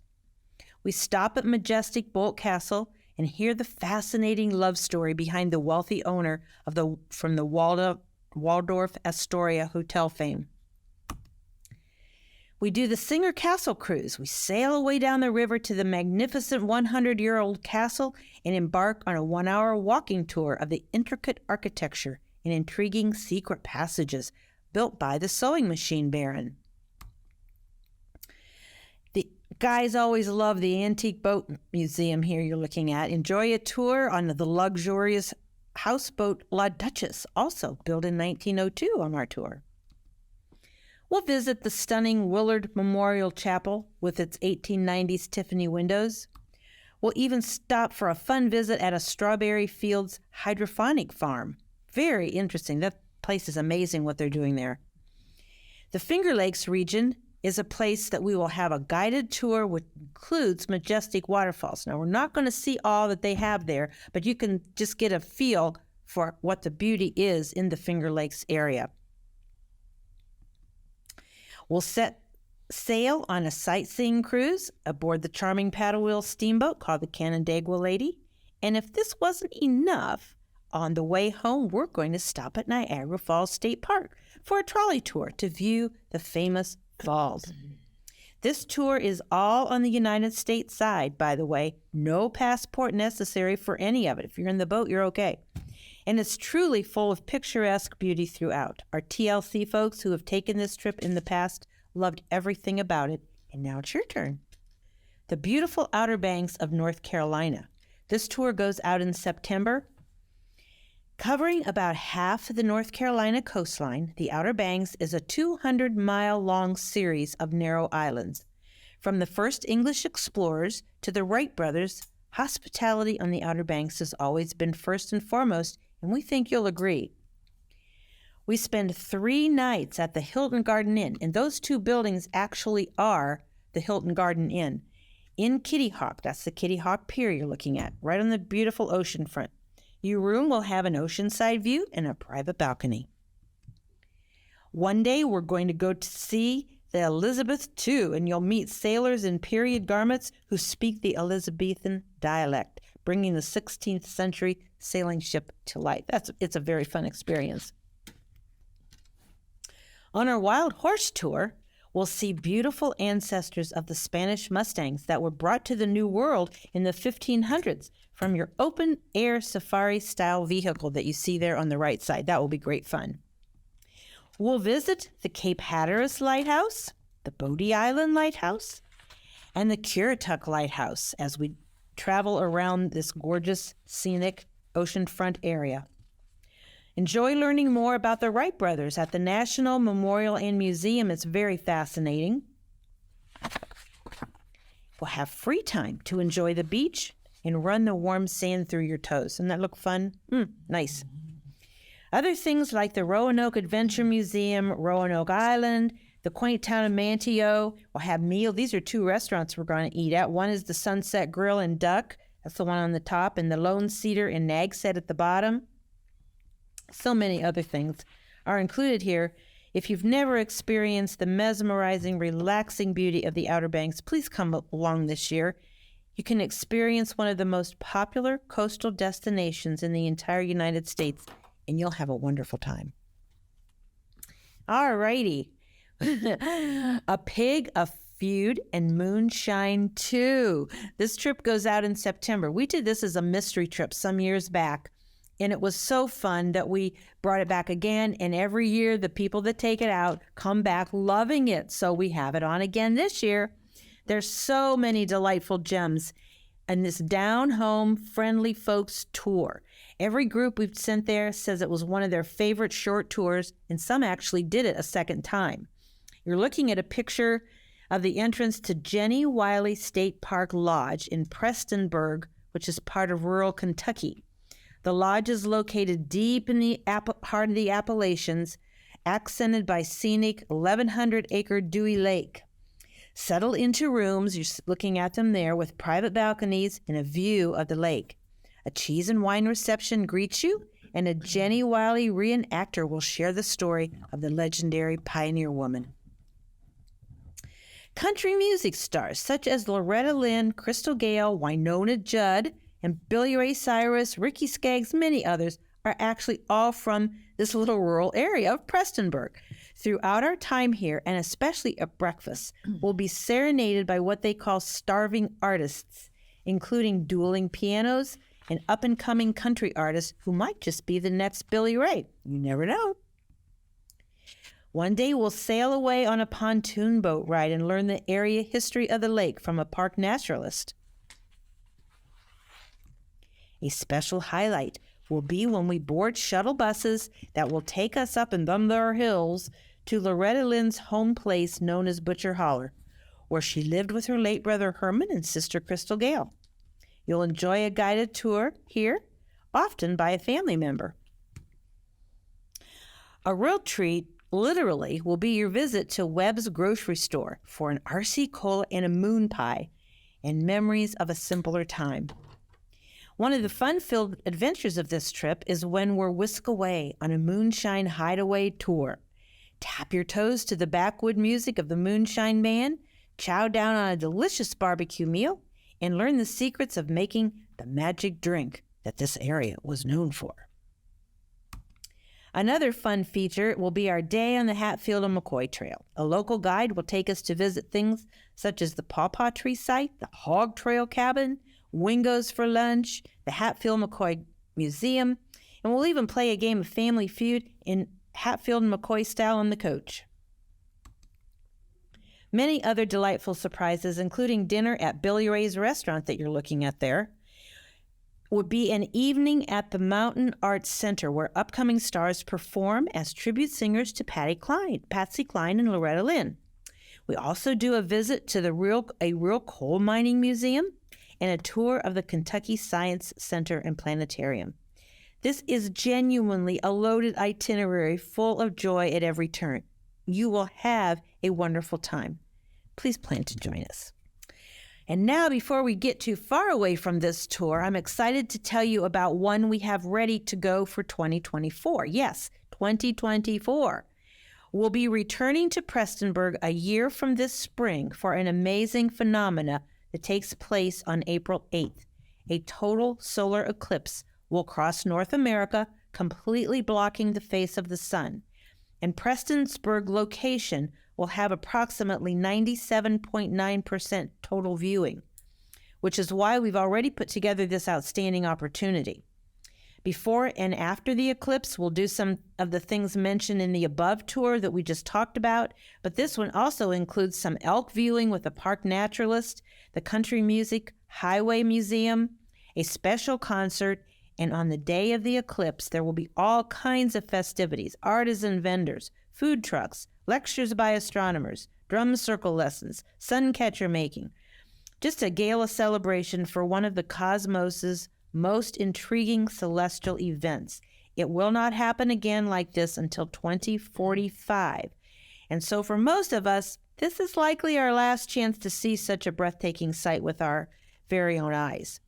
But, and it's an important but, it is already on its way to being sold out in Prestonsburg. So the deadlines for room reservations and meal reservations and so on are due very early or we'll lose our space. So, your benefit here, we are offering a $40 discount if you make your reservation by March 31st of this year. Don't miss joining the TLC gang for this total eclipse of the heart and moon and sun. I got a new trip. This year, it will be September. It's a 5-day trip, and it's called Honoring Our Heroes and Legends.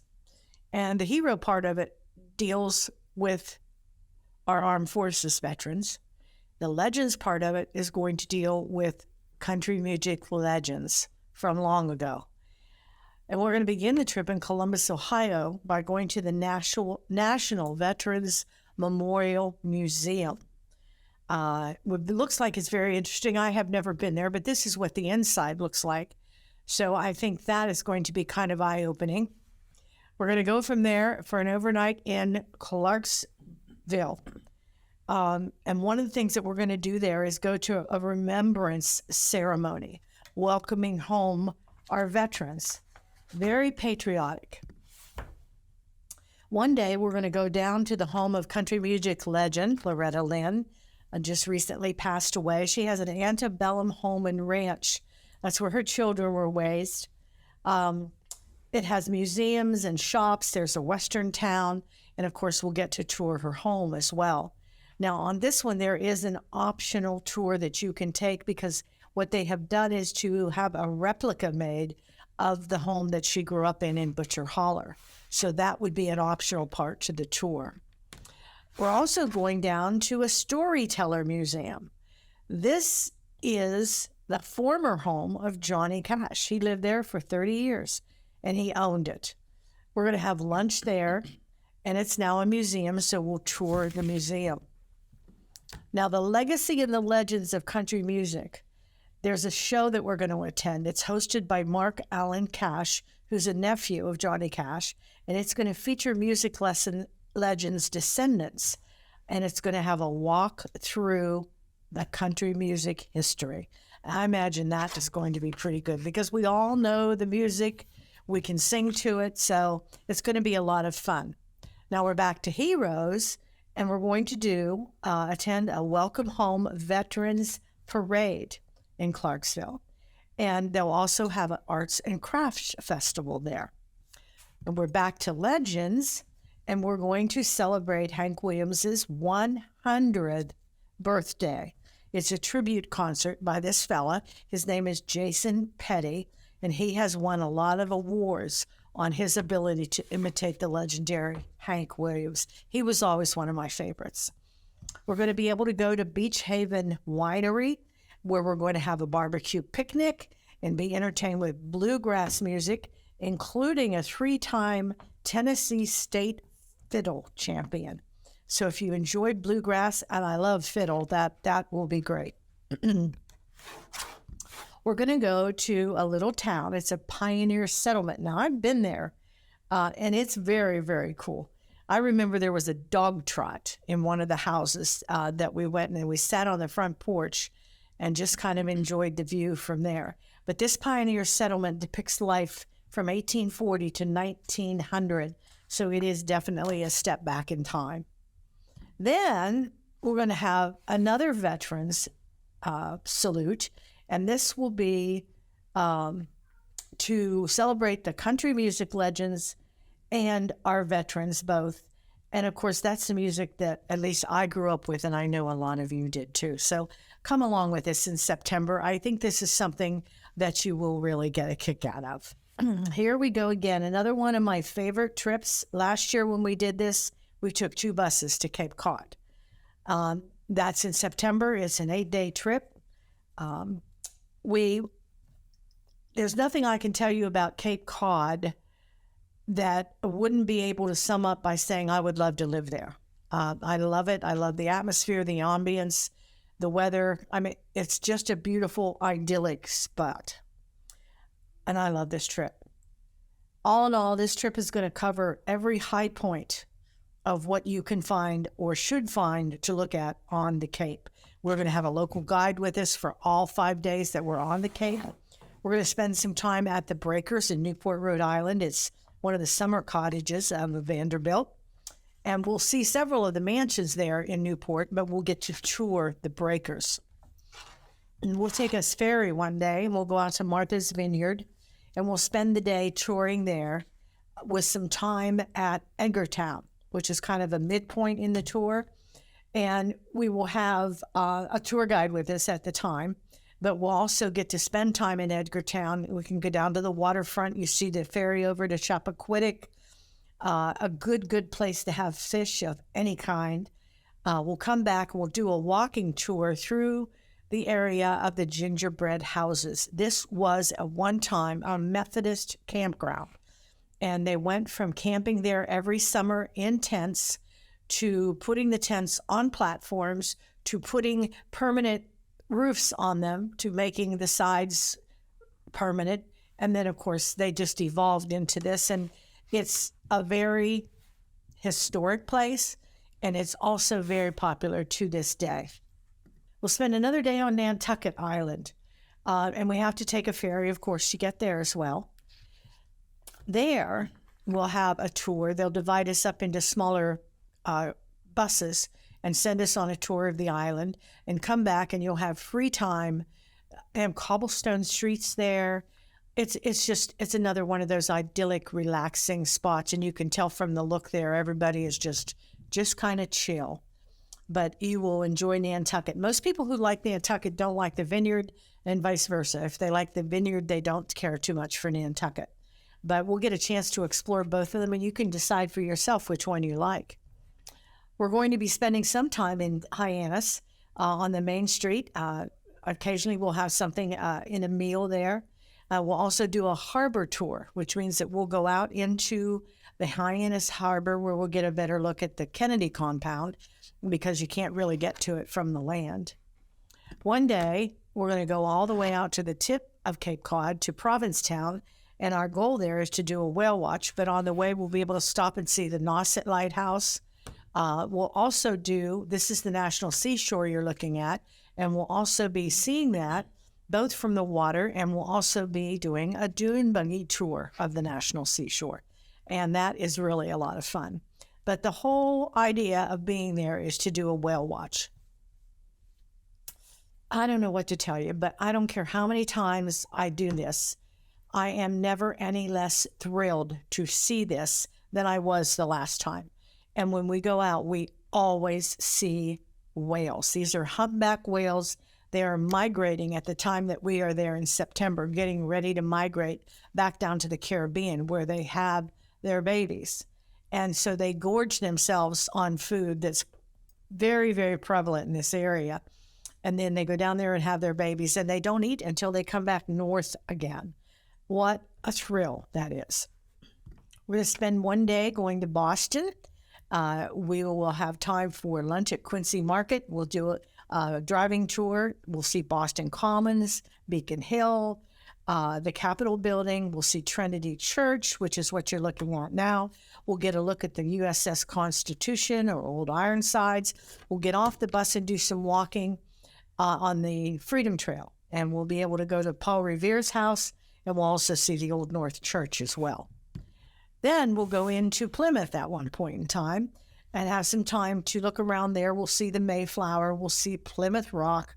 We'll do a little bit of a walking tour there. We'll go up on the hill in the bus and see the Forefathers Monument, which is pretty cool.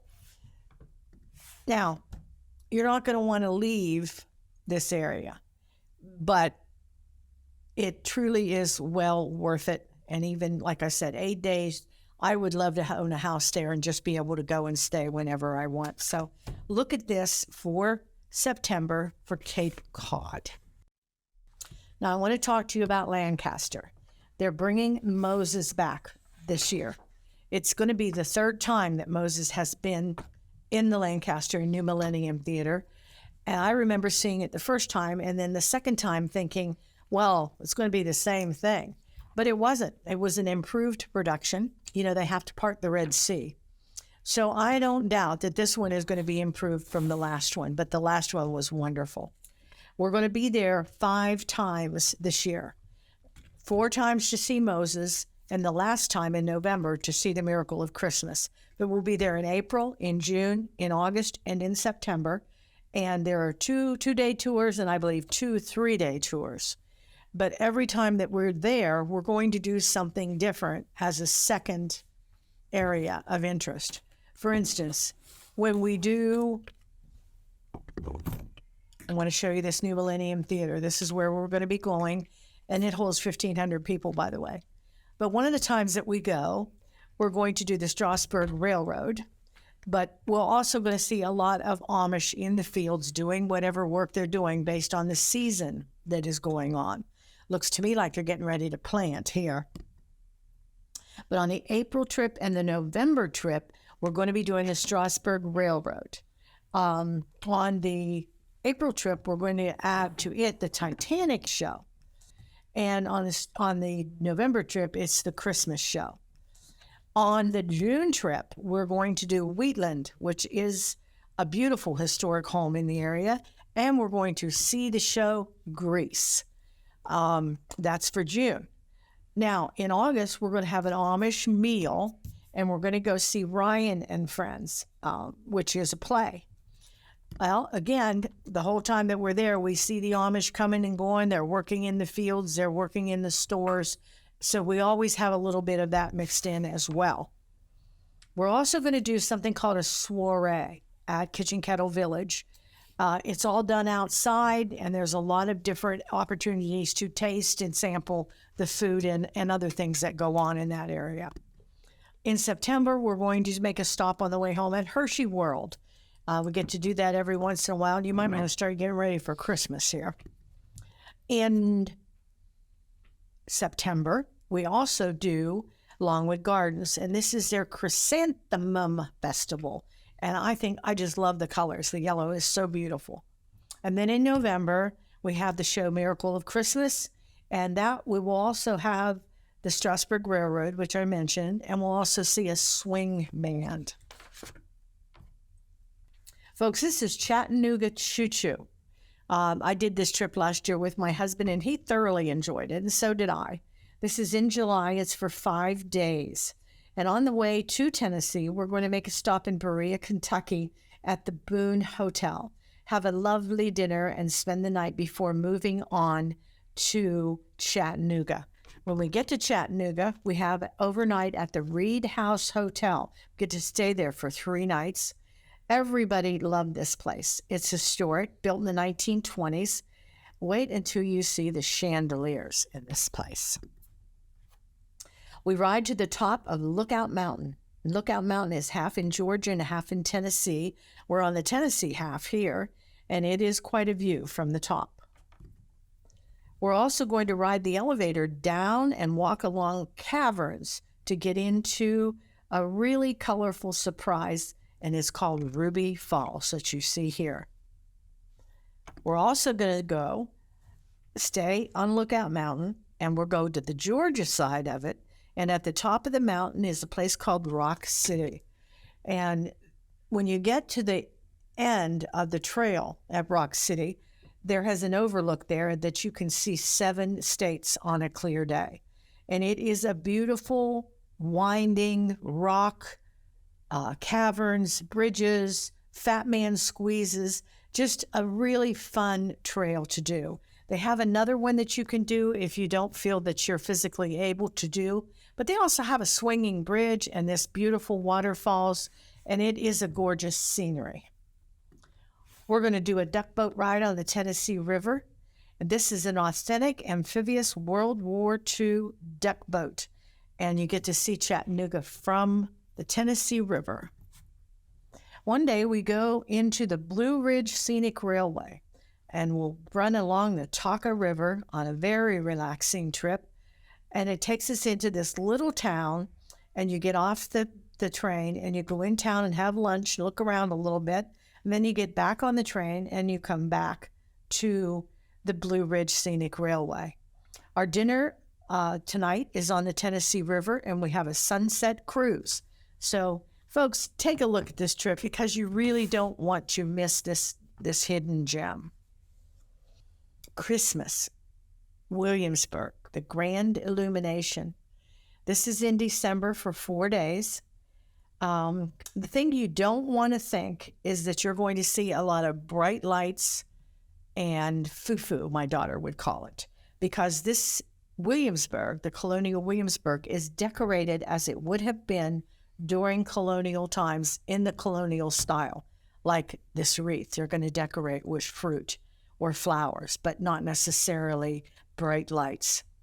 We're going to have a guided walking tour through the colonial Williamsburg streets, get a chance to peek in windows, maybe have a taste of the ginger cake. Again, no bright lights here. You might even get to peek into the home.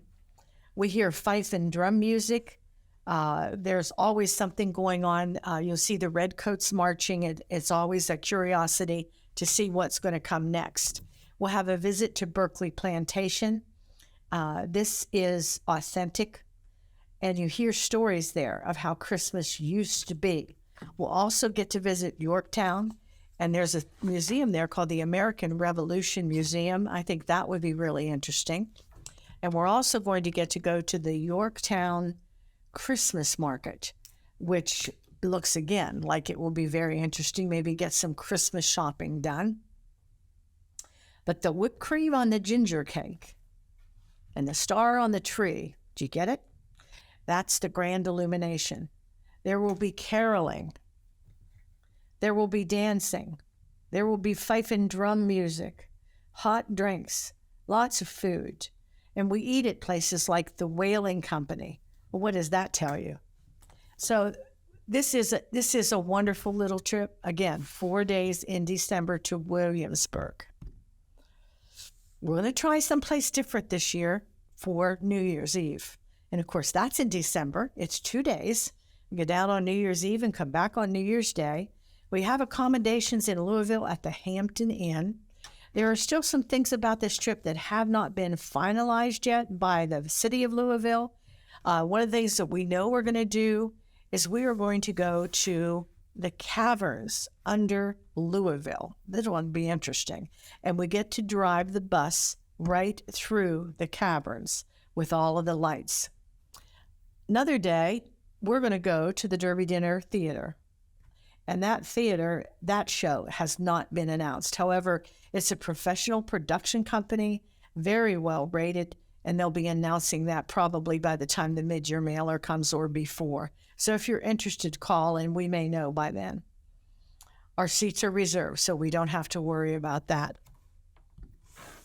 There will be final details. This is the Derby Dinner Theater that you're looking at now. So watch for the mid-year mailer, as I said, or call. This is a new one for us, so it will be popular. Okay, Florida. Everybody wants to get away at this time of year. They've had it. They're done with the rain. They're done with the snow. They're done with the cold weather. This trip for 2023, unfortunately, by the time you get this, will already have gone and come back. It goes in February. And Richard and Karen do this for us as a team. Rich doing the driving one day and the escorting the next day. But we're going to be taking reservations for next year's trip. It'll be very similar, if not exactly the same, and it's 11 days, and it will be in February. Now, one of the things that we're going to do as we move down the West Coast is go to St. Augustine, and we're going to make our way all around the state of Florida. But we start here in St. Augustine. We've got some free time here. We're going to do a trolley tour and figure out a way to be youthful. We'll move on down to the Space Center, the Kennedy Space Center. We'll do a tram tour there, and we'll get to go to lunch at Flamingo Gardens. We're going to go to Key West. We'll spend 3 nights on Key West. Key West Bridge that you're looking at here is 113 miles long on one of the most scenic highways in the world. They have 42 bridges, and one of the bridges on the highway is 7 miles long. It's called the 7 Mile Bridge, naturally. And while we're in Key West, we're going to have some free time. So if you want to use it to sit on the beach, you can do it.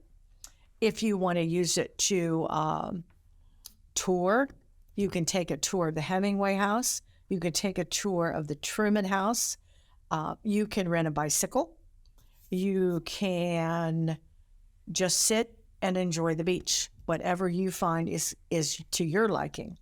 But the neat thing is, one thing that you're going to want to be sure to do is try key lime pie, because it's famous down there. And our 3 nights are going to be spent at the Hilton Doubletree Resort. So it ought to be a wonderful opportunity for you to get to know Key West a little bit. And while you're walking around, you got to watch out for the wildlife, because down there, chickens roam the streets very freely. You want to know how the chickens got there? It used to be on Key West that chicken fighting was legal. Well, when they passed a law to make it illegal, they just turned all the chickens loose. And that's not a joke. That's the truth. So there are chickens everywhere on the streets of Key West. But if you want to, you can go to Sloppy Joe's. That's another option. Coming back up, as we cross over the Everglades, we're going to do an airboat ride. Those are always a lot of fun. We're going to come back up to Fort Myers, and we'll have an opportunity to see the Ohio or the Edison and Ford complex. They have very unique banyan trees there that are just really interesting. We're going to have a visit there to see Estes Key. And we're going to move on to Sarasota. And there we learn about the Ringling brothers, and we'll get to visit their winter home. What a way to break up your winter. Get some vitamin D without taking a pill. So this is something that you should consider for 2024. We'll be waiting for you. Now, I'm just trying to give you a little bit of an idea of what we will be working on this year for next year. And one of the things that we would like to do is the Canadian Rockies again on the motor coach. So that is in the works, let me put it that way. So watch for it. Hopefully by mid-year mailer, we're going to have some previews for you. So keep your eyes open. All righty. Thank you for your time and being part of our special and unique 2023 travel meeting. We sure hope you've enjoyed learning more about our company and taking a little touring adventure with us today. Our office is open 9 to 5, Monday through Fridays, and we'd love the chance to talk with you and hopefully take you to places you've only dreamed about going. We look very forward to good times ahead, so continue to stay safe and healthy, and we hope to see you soon. Bye, everyone.